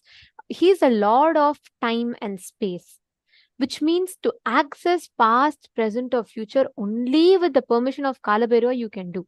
And he's one of the most powerful manifestations of Paramashiva. And especially for the whole Nithyananda Sangha, right? Kalabhairava is somewhat very, very special and dear to us because we always enjoy the Kalabhairava darshans of Swamijis. The moment, like, actually, Kalabhairava darshans of Swamijis is a whole another thing, a whole another experience itself. Actually, we are going to be happy. Go ahead. Sorry, I was just going to say, I'm just so excited. I'm so sorry. I was just going to say, like, today we are going to have the Kalabhairava darshan, and like the energy, whenever Kalabhairava lands, the energy is so powerful, like so intense, such that even physically there will be things happening. Like every time we have this grand audiovisual setup, like in Vidhi Adi Kailash, when Swamiji is physically there and giving the darshan, right? Every time Kalabhairava lands, and it's like that moment, you will know when Kalabhairava lands. So Swamiji will be standing with the Trishul, and the moment Kalabhairava lands, Swamiji will start like, levitating and like laugh loudly. And the moment, whenever Kalabhairava lands, there'll be like a huge power shut, like because the equipments cannot handle it. It's like they're having triple the force of energy coming, or I think 10 times or 100 times the energy just gushing at them. So all the equipments just lose the connection. At that moment, it'll just break off. So then again, we have to fix it and again restart. It has happened too many times. And same with physically. Swamiji's physical body would become huge. Swamiji will say that it's like 10 times of Swamiji in Swamiji's body is what is Kalabhairava. And we have seen that physically Swamiji's body will grow in size. And I have had a great blessing to witness this physically, where once, so Swamiji was wearing an anklet, a Rudraksha anklet, right? And the anklet was loose. Even if you flex your muscles and some armbands, bracelets or armbands break, you can understand it's because you flex the muscles. But Swamiji is wearing a Rudraksha anklet. Swamiji was standing tall, holding the Trishul. As soon as Kalabhairava landed, physically Swamiji's body expanded so much that the Rudraksha anklet just splattered and broke. Like it's recorded on the camera, the Rudraksha splattering, because the size grew so big that even the Rudraksha anklet that Swamiji wore on Swamiji's feet, where Swamiji didn't even move. Swamiji was only standing. It just broke and splattered everywhere. That's because of the power of Kalabhairava. And today we are going to be having the darshan of it. So I'm so excited. So if you're asking about the Atmamurti, we will definitely send it to you again. Today, all the participants who are attending the program here today, we will ensure that all of you, in whichever email ID you logged in, to that email ID, you will be receiving this Atmamurti link. Kalabhairava darshan comes synonymous with miracles. There are tons of stories, like tons of miracles that happen during Kalabhairava darshan. Like some of the most mystical, some of the most mysterious aspects of the Kalabhairava darshan. There are so many incidents to say. I'm just going to share with you all one such experience. Okay. This happened in 2011, I think 2011 or 12, around that time. So it is something very, very interesting. Like if you listen to this, you will literally have goosebumps. This, so there was once what happened, Swamiji, it was Swamiji's coronation, where Swamiji became the king of Madurai Samrajya. So it's the KAILASA Nata Madurai Shamala Pita Sarvagnya Pitam. So that's a city in Tamil Nadu, and Swamiji was getting coronated there. And all of the Gurukul kids also had to go for the coronation ceremony. So we were like on the another state, and we had to travel to the Madurai, where the coronation was happening, and Swamiji was going to be coronated that day. So it was something very important. It was grand, and it was very important for us to make it on time. So all the kids, every one of us were like packed, ready, and we were all leaving. And we have to make it on time for the coronation, because the Gurukul kids only conduct the temple rituals and all that, and we can't afford to miss such an important occasion. So we all were packed, and we were leaving. So we were leaving from one state to another completely different state. So And a fact that we need to know is, in India, every state talks a unique language, Unique especially in language, South yes. India. So You can't understand from one state to another state. If you go, you can't understand the language. So it was like completely different, right? And in this place called Karnataka, we speak Kannada. And the other state is Tamil Nadu, where we speak Tamil. So what happened? The driver who was driving us is a Kannadiga. And the person who was taking care of us, the teacher who was traveling with us, she didn't know Kannada at all. She only knew English to speak and manage. And she was also very new. So she only knew English. So anyway, somehow we started the journey with all these things. We started the journey, and we were all like chanting and chanting Rudram. We were all like very excited, waiting to be part of that. And it's a grand celebration. It was a big deal. So we were all going there, and somehow what happened? We had just 1.5 hours left, and we had to reach there on time.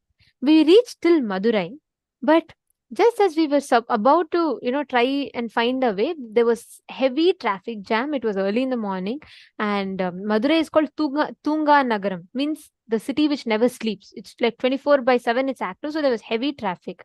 So we reached there and we got stuck in traffic. We had to make it on time. And this driver doesn't know the way. He lost the way. The teacher is trying to communicate to the driver. She knows only one language, and the driver knows another different language. And she's trying to communicate to him. He's getting frustrated. He's saying, I don't know the way, there's traffic and all that. There's a whole drama going on. So all the Gurukul kids chanted Kalabhairavoham. They all connected. This Swamiji has told, if you once visualize Kalabhairava and chant the Kalabhairavoham fully, holding the visualization of Kalabhairava, Swamiji said Swamiji himself will manifest as Kalabhairava, rotating his Trishula, and take care. Okay, so we always do that. We always chant Kalabhairavoham. So all the Gurukul kids chanted Kalabhairavoham. And it was early in the morning, like let's say 2:30 a.m. in the morning, like that. Okay, midnight, early in the morning. And you can't really expect help from somewhere. Out of the blue, a man, okay, climbs into the bus as if the whole bus belongs to him. He just right royally enters into the bus, and he's wearing like full bhasma, as if he just freshly showered and came, full forehead bhasma, and he's wearing an orange t-shirt and track pants. And this person happens to know Kannada, the exact language that the driver knows, and Tamil and English. To get the whole things, whatever we didn't know, he happened to be the bridge. And he knows the exact place where we need to go for the coronation. He knew everything. So he just climbed, and he told the teacher, the teacher who was taking care of us, he said, no, you just relax, I'll take care. And then he spoke to the bus driver, he calmed down the bus driver, and he said, this is the way we have to go. And remember, I told you there was heavy traffic. So what he did, he himself got down, went to the road, cleared the whole traffic for our bus to move. That was a traffic jam. And the whole road was fully jammed. But somehow he made way for our bus to move. Okay? It doesn't end here. We all went, and right after that, in less than like 5 minutes, he got us out of there, and we made it on time. We reached there, and we just landed, and the coronation was about to begin, and all the kids just rushed in there. Okay. And actually, I want to add something here. Exactly at that time, one of the mentors, the teachers that were there with the kids, the children, like after sending them to thank him, and she wanted to encourage him also to come and attend the satsang. So she went and thanked him and asked for his number. He gave his phone number, and then the teacher, and she even checked the phone number. She called and checked; it was ringing. She checked the phone number, and then she told him that every day we have satsang, and like she invited him to come and attend that day satsang, and he gave a very mystical answer. He smiled and said, yes, I do attend it every day. I do come every day. And she couldn't understand his statements were not clearly clear. It was very mystical statements. So he said, like, yes, I do come every day. And it was very, like she said, it was very mystical. And we didn't catch, the teacher didn't quite catch it. And then nobody has ever seen him. Nobody's ever seen that person. But he had like complete ownership of the whole thing, right? And so we took this number. Remember this part because it's going to come back later. So we took this number and everything. But by the time we could thank him properly, like the teacher was trying to get kids inside first and make sure all the kids were safe, and we're getting ready for the coronation. In that whole thing, we could not really completely thank him. But when the teacher turned back looking for him, that person had disappeared. Like he was not there. He was nowhere to be seen. But she was too busy with the coronation that was happening. So she took all the kids and we all went, attended the coronation, everything. And right after the whole coronation, all the kids also remembered. They wanted to thank this person who had come there, right? And the teacher tried to call the person to thank him. Remember, he gave the phone number, but the phone number said the number does not exist. The same number which she called when he was there, which rang that time, now says the number does not exist. She was surprised. All the kids were very curious. How did this whole thing seem like out of the blue? Someone coming, he knows the exact language we didn't know, and it was like 2 a.m. in the morning. And he comes wearing basma at 2 a.m. And he knew the exact language, place, everything. So the kids decided to ask it to Swamiji during Kalabhairava Darshan. Okay. So they wrote the whole incident, and Kalabhairava Darshan is where Swamiji will manifest Kalabhairava and give us answers to our questions. So the kids wrote this whole experience. They said, this is what happened, Swamiji. And we were stuck in the bus like this, and this person came and helped. And they asked, who is this person? Okay. And for that, Kalabhairava laughed, like Swamiji laughed and said that because we called Swamiji Kalabhairava, he himself took the form of this man. He himself came, helped us, got us the coronation right on time, and he went. That was a goosebumps moment for us. Just because we were stuck in a traffic jam, and just for that, Kalabhairava himself, Swamiji himself took the form, and he himself came, helped, and he made us go on time. Everything, And the dances were all mystical. And doesn't end here. That day, the kid who asked this question, he also asked one more question, and Kalabhairava gave a boon saying, as a mark of my presence, I give my own footprint on your head. Go shave your head, you will see my footprint on your head. He actually went and shaved. Even till this day, it's been more than 11 years since this incident happened.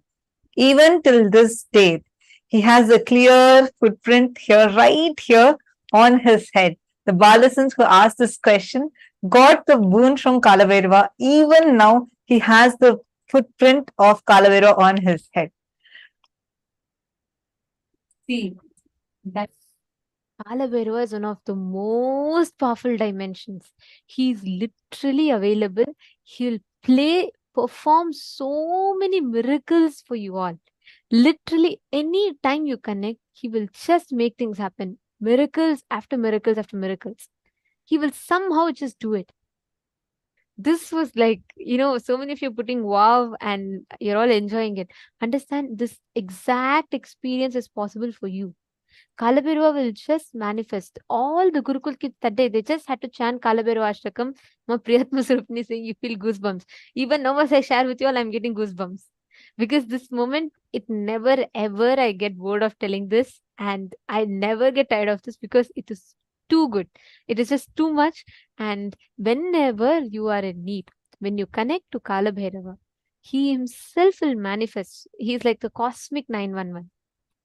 So, yes, it is not just a story, it's a real happening. Ma Saroj is saying she loves my Swamiji stories. I also love Swamiji stories. I love to talk about it because, see, it's like reliving the whole experience, right? It's an absolute joy. Because every time we remember, every time we live that experience, live through that whole experience in us, it's just so good. Actually, every one of you listening to it, you too can experience this same aspect. Connect to Swamiji and he will simply manifest for you, even the smallest of things. This was not a big deal. It was not enlightenment that we asked for. We were stuck in traffic jam and we didn't know the language. That's all it was. But even for that, he himself assumed the body and he came to help to get us on the way. I used to think before and all, if you see many of these Myanmar stories, right? It'll be very silly. I used to feel like there's a story of a Myanmar where just to give her a mango, Paramashiva will assume the physical form and come. I'll be like, really? Just give a mango, why should Paramashiva come in physical form? But after this incident, all those questions completely disappeared. Now I know it is just the devotion of the devotee that matters. Nothing else matters. And he will just rush and come just to fulfill it for you. He'll just rush and come and manifest for you. All right. I know we've been talking for quite some time now. Let's enter into the power manifestation, because today we have a very, very, very important subject to cover. After this, right after this, we are going to be entering into a very important session. From this session onwards, it's going to be on death. And this part will not be live streamed on any of the social media platforms. So we request all the participants who are watching us on social media platforms to please join the Zoom. This is going to be exclusively only for the participants in the Zoom rooms, as we are going to be entering into conscious death process. It's a very, very powerful process that can remove you from all fears and insecurities. So going forward, we request all participants to please come on camera. Anyone that's not on camera will be moved to waiting room, as the further sessions are extremely important. Kindly do not take a break. If you want to take a break, finish off all of those now itself. And within next 20 minutes, we are going to be entering into the most important sessions. It will be back-to-back sessions, then directly it will be leading to darshan. So this entire segment, it's not going to be live streamed on social media, and the conscious death process will be available exclusively only for the participants on the Zoom rooms. We humbly request all the participants that are watching us on YouTube, please come and join us on the Zoom rooms. And even the people that are already on the Zooms, please make sure you're sitting in a well-lit room in front of the camera and clearly are visible in the camera. Okay. Now let's enter into the power manifestation.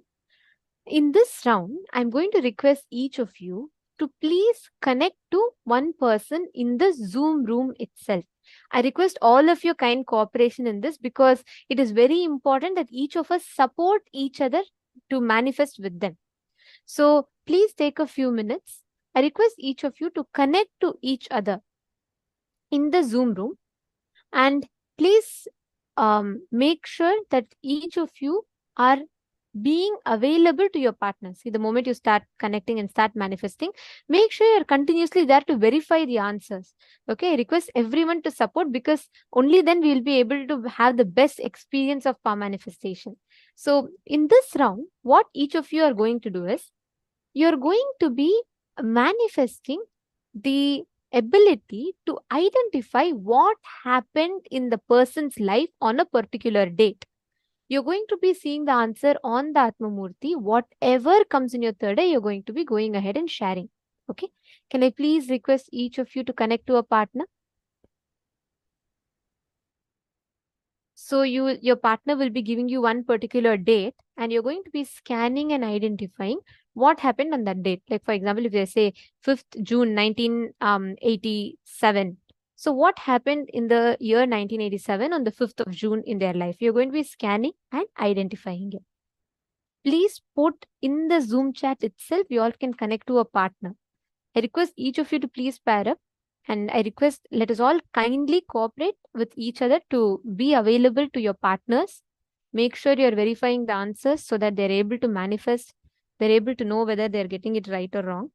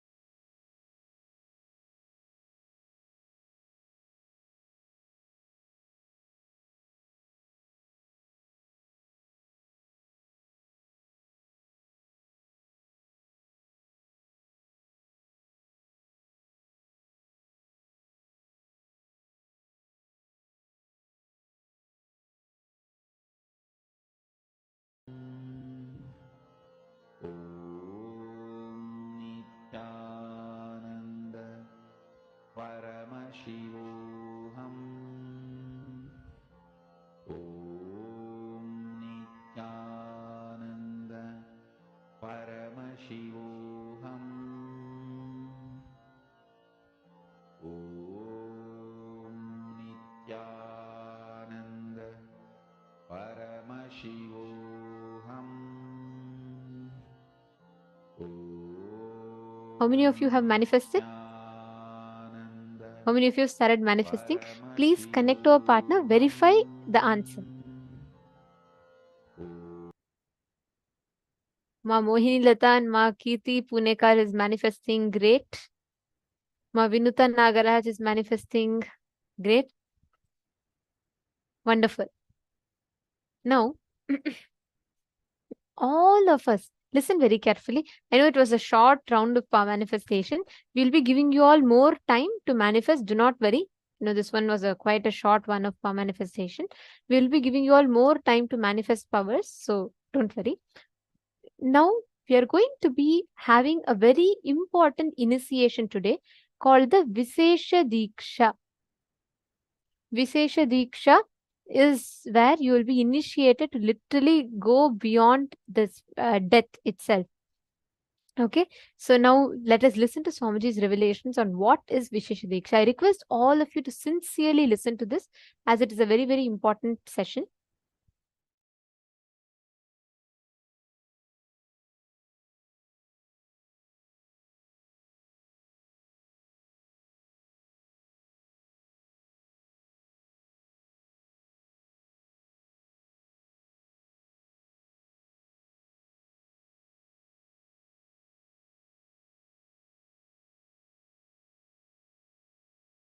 Actually, the Vishesha Dīkṣā is fundamentally initiating you into power manifestation and opening the doors of KAILASA for you. That's literally the Vishesha Dīkṣā. Vishesha Dīkṣā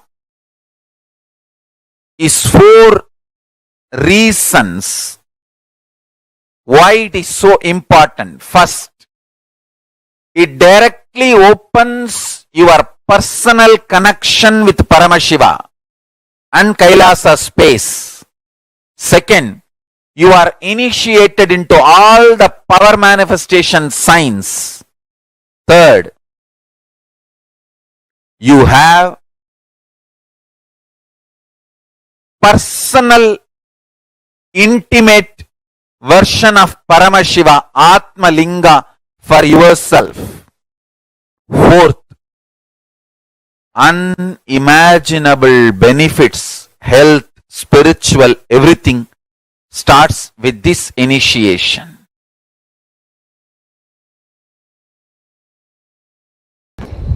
Understand, Vishesha Dīkṣā is giving you superconscious breakthrough. The action now I am supposed to perform. I do not know whether the Acharyas read out Somasambhu Paddhati to you. The action I am supposed to perform now on them is taking their old life out and dumping it and putting the Shivatma, means Shiva's consciousness, from my Anandagandha and putting it in them. Read out the whole thing, then they will understand why Vishesha Dīkṣā. Unfortunately, people think Vishesha Dīkṣā means vegetarianism, that's all. No. Shaivam is not just Shaiva meal, Shaiva life. It is initiations you receive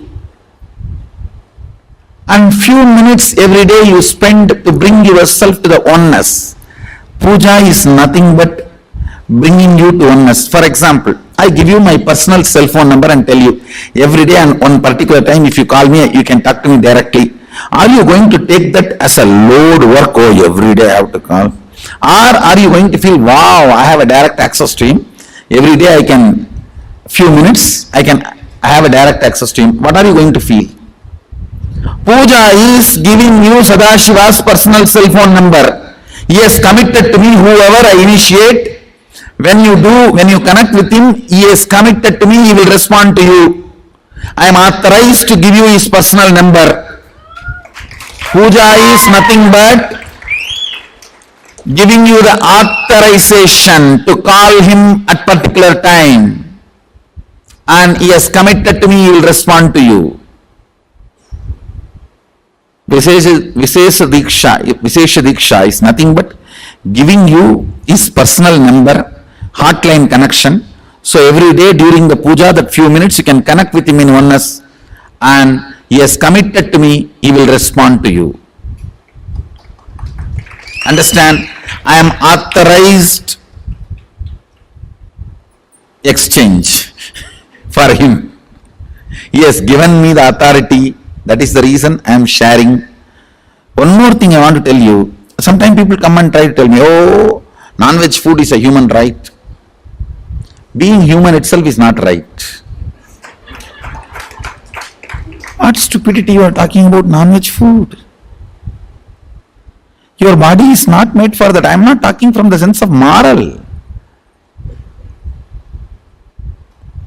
If you want to evolve into the next level, don't eat poison. Vishesha Dīkṣā demands only two requests from you. One, you need to be vegetarian. Another one, every day at least 10 minutes you need to bring yourself to the oneness with the puja. 10 minutes is too less time. It doesn't take more than 10 minutes, I know. It's too less time. Sadashiva is demanding to respond to you every day and keep yourself in oneness. Actually, I don't promote any other spiritual practice. People ask me, should I do this technique, that technique? Twisting the eye and looking here and blowing the nose, this corner, that corner. I don't give you any technique. I only ask, connect with him in oneness, 10 minutes a day. I think maximum it takes 11 minutes.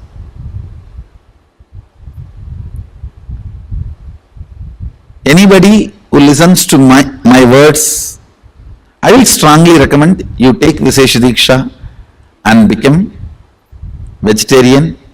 That will really help you. You cannot compare, understand? Whether you paid some 5,000 and came for NKY or paid few lakhs and came for MSS, that is not going to decide whether you are going to continue to manifest power and live manifesting powers. Whether you take Vishesha Dīkṣā or not is only going to decide whether you are going to manifest powers or not.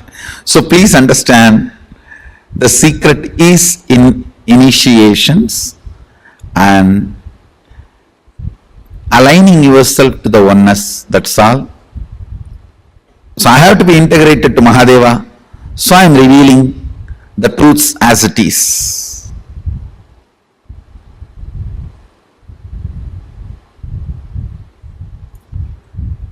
Whatever is said and done, Vishesha Dīkṣā is something extraordinary. Literally the whole system gets upgraded to the super consciousness.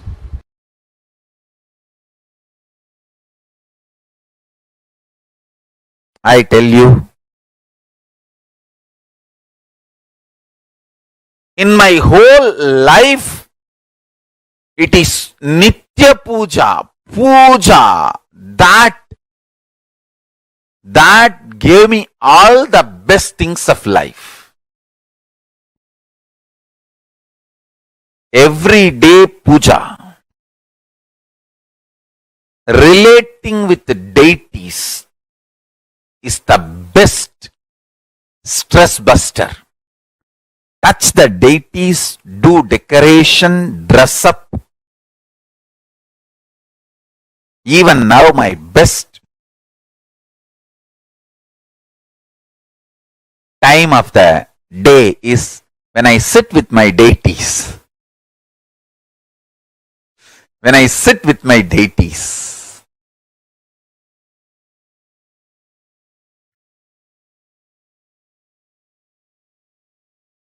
Dress up the deities, jewel them, spend time with them, talk to them, intensely pray, deeply connect and pray. Understand?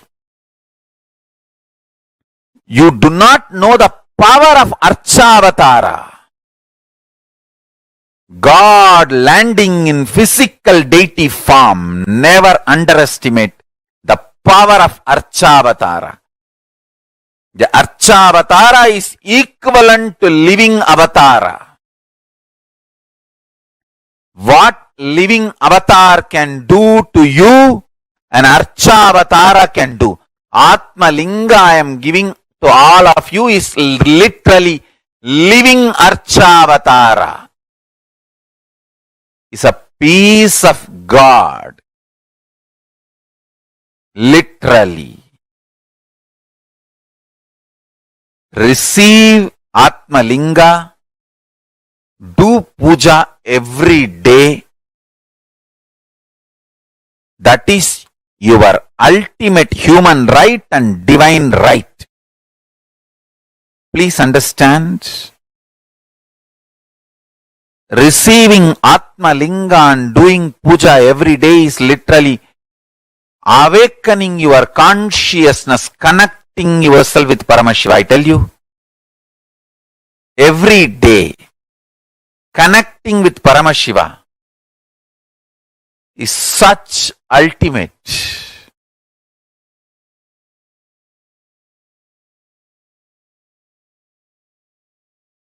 Puja is the time-tested, foolproof, ultimate stress-busting methodology. Life of bliss, ecstasy, powerfulness. The life of oneness, Paramashivoham. I tell you. The essence of Veda, Vedanta, Agama, Agamanta, Yoga, Yoganta, Siddha, Siddhanta, Tantra, Tantranta, everything can be realized with a sincere, deep feeling connection puja.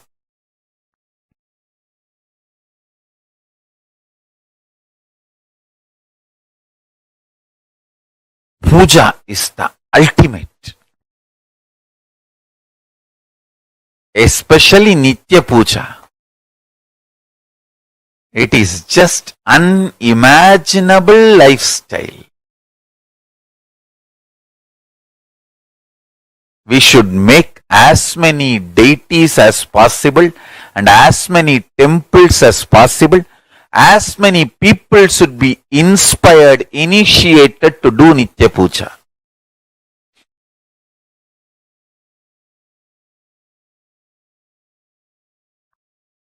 Nitya Puja makes you living Hindu. Nitya Puja makes you practicing Shaivite. Nitya Puja makes you as living my disciple. Because I myself do Nitya Puja every day. Even if I am in deep Samadhi, I get up, do my morning rituals and do the Nitya Puja and again rest in Samadhi. I may not eat for days, but I will never miss Nitya Puja.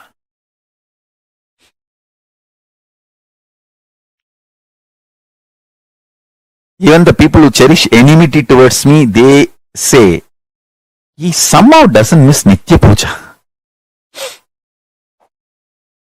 I may miss eating, I may miss sleeping, I may miss drinking water, I may miss anything but not Nitya Puja. Even when I was not allowed to take bath by doctors when I had the fracture in the right hand, I'll wipe the body. Doctors did not allow me to pour water on the body. So I'll wipe the body, keep the hand up with a plastic cover and pour water on my head and come and do the Nitya Puja.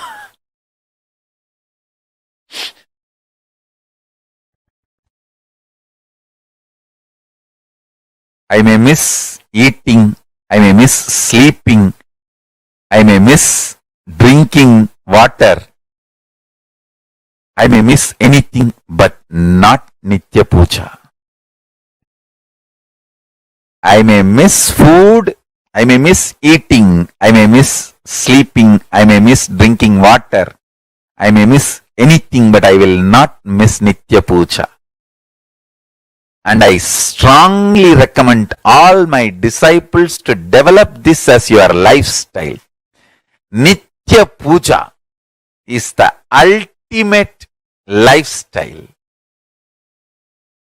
Puja is the time to connect with Paramashiva. Actually, puja is the personal, intimate time with Paramashiva.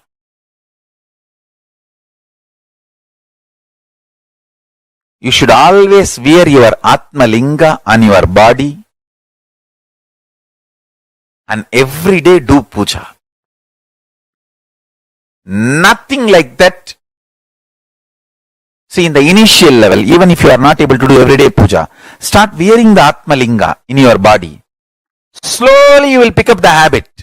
You will feel, wow, when I do puja, it is so nice. Every day you will start having inspiration and start doing the Anmartha Puja, the personal worship, personal connection with Paramashiva.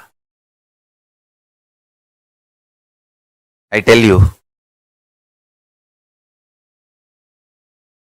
if at all we need to write in one line in my autobiography or biography, because there will be thousands of biographies. There will be one autobiography by me, but there will be thousands of biographies. If I have to reduce the whole thing to one line, what is the one thing Swamiji never missed in his life? You can't even say breathing, because many times in Samadhi I stopped breathing. The only thing I never missed in my life is Nitya Puja. Many times I have stopped eating. Many times I have stopped sleeping. Many times I have stopped drinking water. Many times I have even stopped breathing. The only thing I have not stopped in my life is Nitya Puja.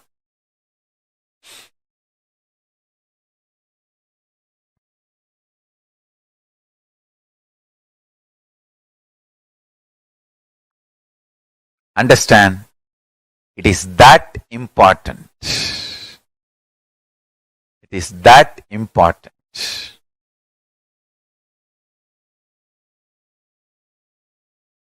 Nitya Puja cleans your whole system, detoxes,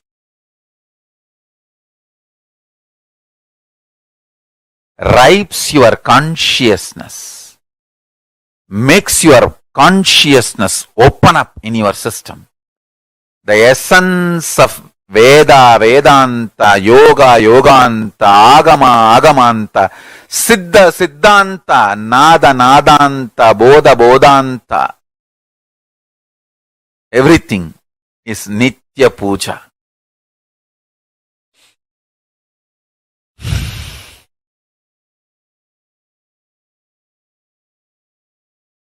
A deep feeling connection with Paramashiva.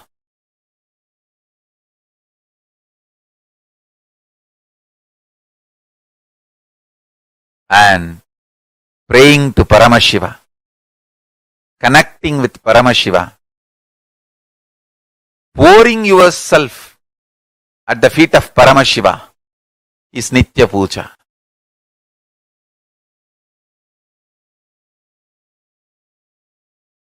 All I am trying to tell you is Nitya Puja, the best way to detox yourself, to remove all the stress, connect with KAILASA, personal intimate time with Paramashiva. Nothing like Nitya Puja. To achieve the ultimate enlightenment and living enlightenment and to manifest the powers of Paramashiva. To manifest the state, space, powers of Paramashiva, Nitya Puja is the best. Essence of Vedanta is Tattvamasi. Essence of Agamanta is Shivoham. Essence of what I am teaching, Veda, Vedanta, Agamanta, Yoga, Yoganta, Tantra, Tantranta, Bodha, Bodhanta, Nada, Nadanta, everything is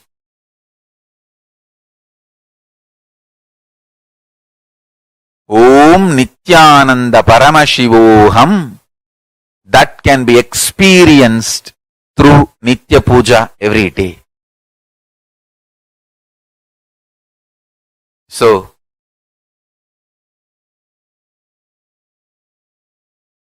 today's powerful cognition for all of you, Paramashiva is inside our consciousness. Nitya Puja is the time to connect with Paramashiva and have personal, intimate experience with Paramashiva. Sit straight, meditate on this powerful cognition. With intense chanting of Mahavagya, I'll guide you to have a direct experience of KAILASA and Paramashiva now. Sit straight, have intense,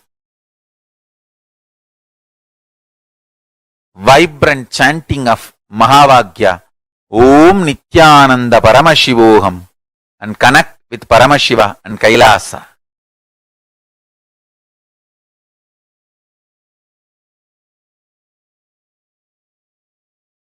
Upasana is literally Samipya Mukti and Sarupya Mukti merges into Sayujya Mukti. Understand? Intense prayer may start as Visishtadvaita, will evolve as Dvaita and raise to Advaita and manifest as Shuddhadvaita. Whatever level it is, prayer is the most powerful, ultimate way of connecting with Paramashiva. Intense prayer, intense prayer, intense prayer, intense prayer.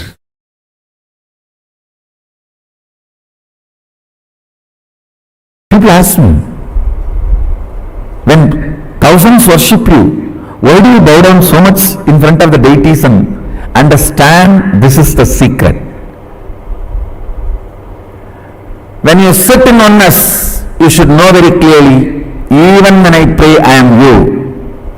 When you are operating in relative existence, you should know, even when I am one with you, I am praying.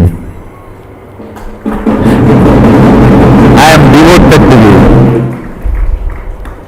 In relative existence, always be devoted. In reality, always be one. Understand, duality is not ultimate. I am repeating again. Oneness is the ultimate truth.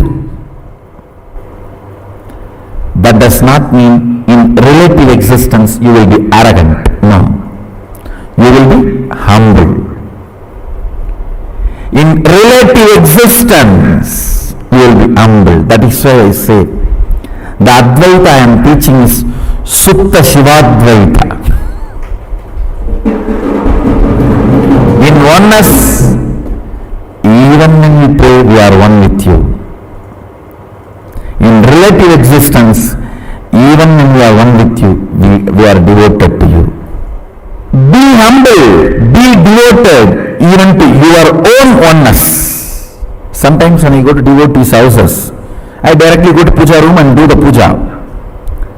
Some of the devotees will keep my photo also. When I do the arti, I have to show to all. I cannot move the hand. I have to show all only. They ask, what is this one? You are showing arti to your own photograph. What can I do? It is a symbol of my oneness. I am devoted to that.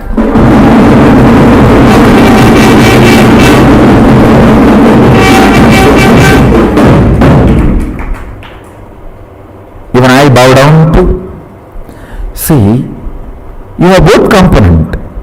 Your oneness, Shuddhadvaita, and your relative existence, to which you are going to be devoted, that is going to manifest in you more and more. That is going to be strengthened in you more and more.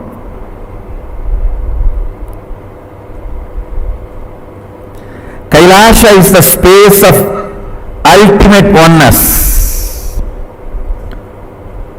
Sachidananda, ultimate oneness. Understand? Kailasa is the space of ultimate oneness. And if you hear only the Shabda, you can read your mind. If you hear only the Nada of Kailasa, you can read others' mind.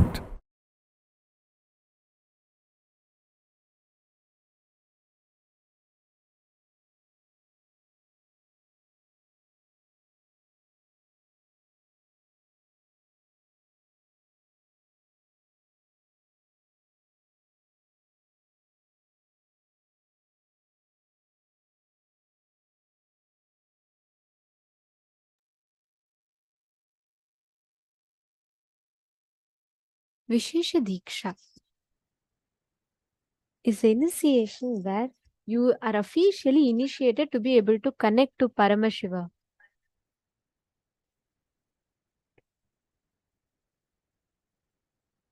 In Vishesha Dīkṣā, you literally get the official initiation where you connect to Paramashiva and become a part of Paramashiva. You are officially enabled to worship Paramashiva.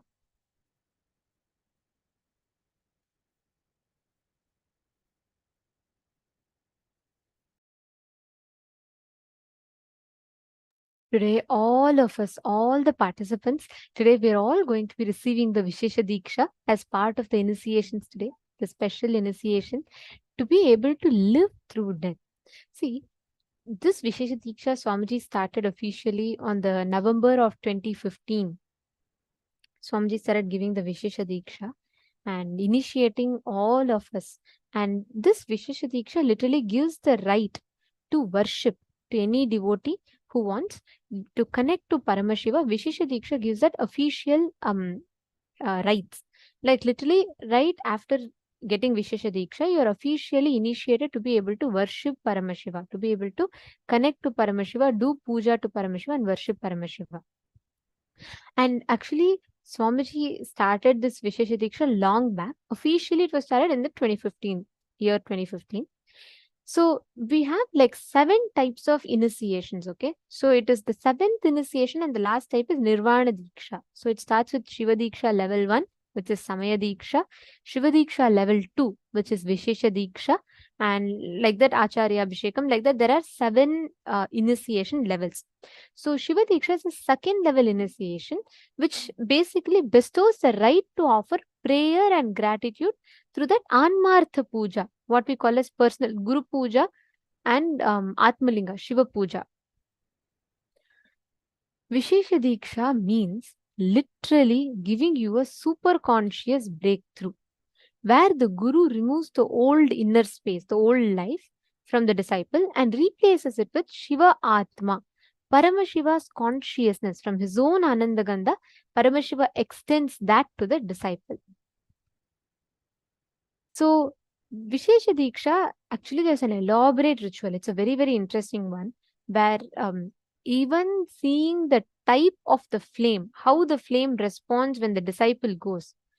that Guru determines all the karmas of the disciples and he converts it. So Vishesha Dīkṣā basically means where Guru literally removes all your karmas, all the mistakes, past this thing, everything he removes, and he replaces your inner space with his own inner space. Means he literally like enables you to manifest the experience where his being will be put in your being. Actually, there's a detailed Shastra Pramana given for this from Somashambhu Paddhati. Somashambhu Paddhati is a scripture that details out on all the initiation procedures of Vishesha Dīkṣā. So, the Somashambhu Paddhati details out very beautifully. Kusume nastra japtena tadyante hridaye shishum praspurat tarakarakam chaitanyam tatra bhavayet. The Guru should throw flowers invoked on the mantra Astraya Hum Fat at the disciple's chest and imagine in the heart of the disciple the globe-shaped supreme spirit of extreme effulgence inhabiting the subtle body.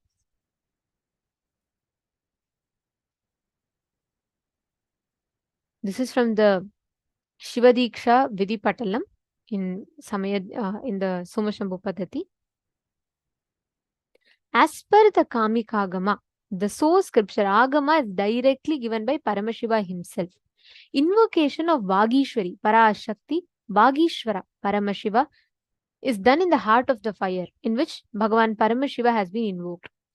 And what the process is a very elaborate process that happens and a very powerful process, which is elaborately detailed out in the scriptures. The Guru knocks out the consciousness, all the karmas the disciple has done. So the Guru literally knocks the heart of the disciple with the flower, visualizes the consciousness sparkling as a star in the heart of the disciple.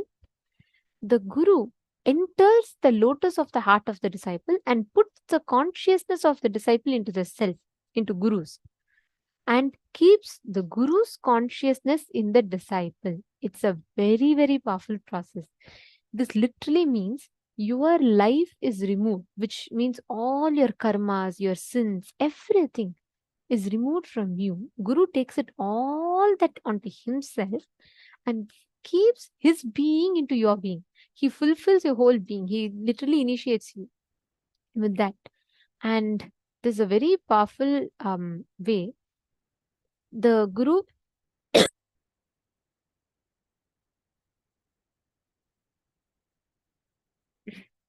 sorry for that. So the Guru keeps the disciples' being in the fire, and he sees the way this fire responds. That determines how the disciples, his karma, like his path. Like for example, the way seeing the way fire burns, Guru will know the exact sins committed by the disciple. For example, if the fire smells like filth, and then the Somashambhu Paddhati, see, each of the statement I'm reading out to you all is directly from Somashambhu Paddhati. It clearly describes if the fire smells like filth, then understand that the disciple has done sins of land grabbing, killing a Brahmana, meeting with Guru's wife, drunk liquor, or killed Acharya, teacher, killed a cow, or been ungrateful. If the fire is black in color and smells like a burning dead body, then know that he has killed a pregnant woman. If the fire is burning in rotation and circle, then the disciple has killed a woman. If the fire shakes, then the disciple has stolen gold. If the fire blasts, then the disciple has killed a child.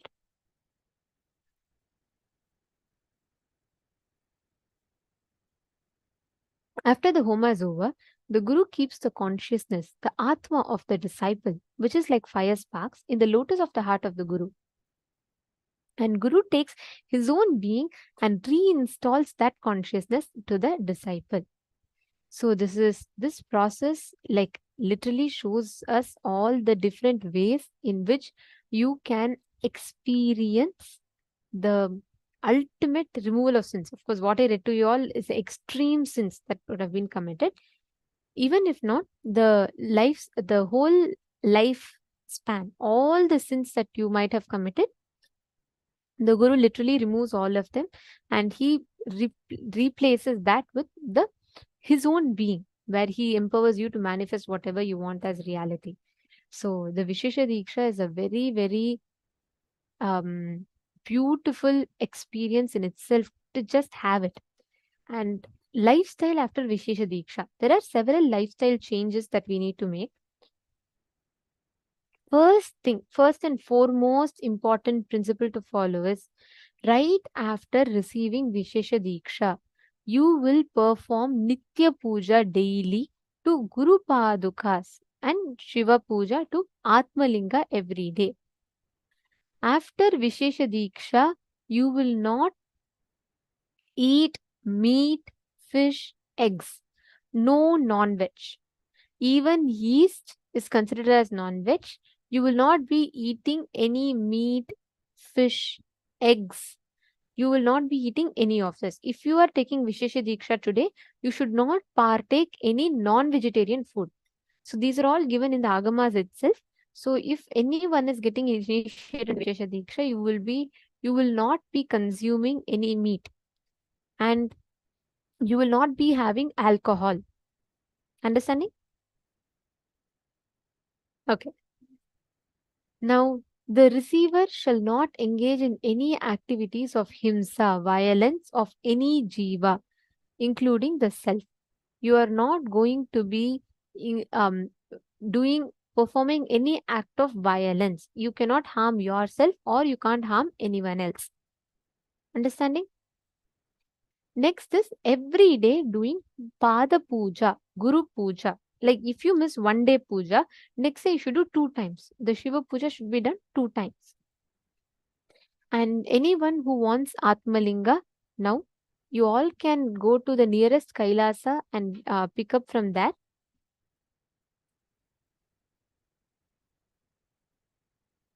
So can you tell us which material we need?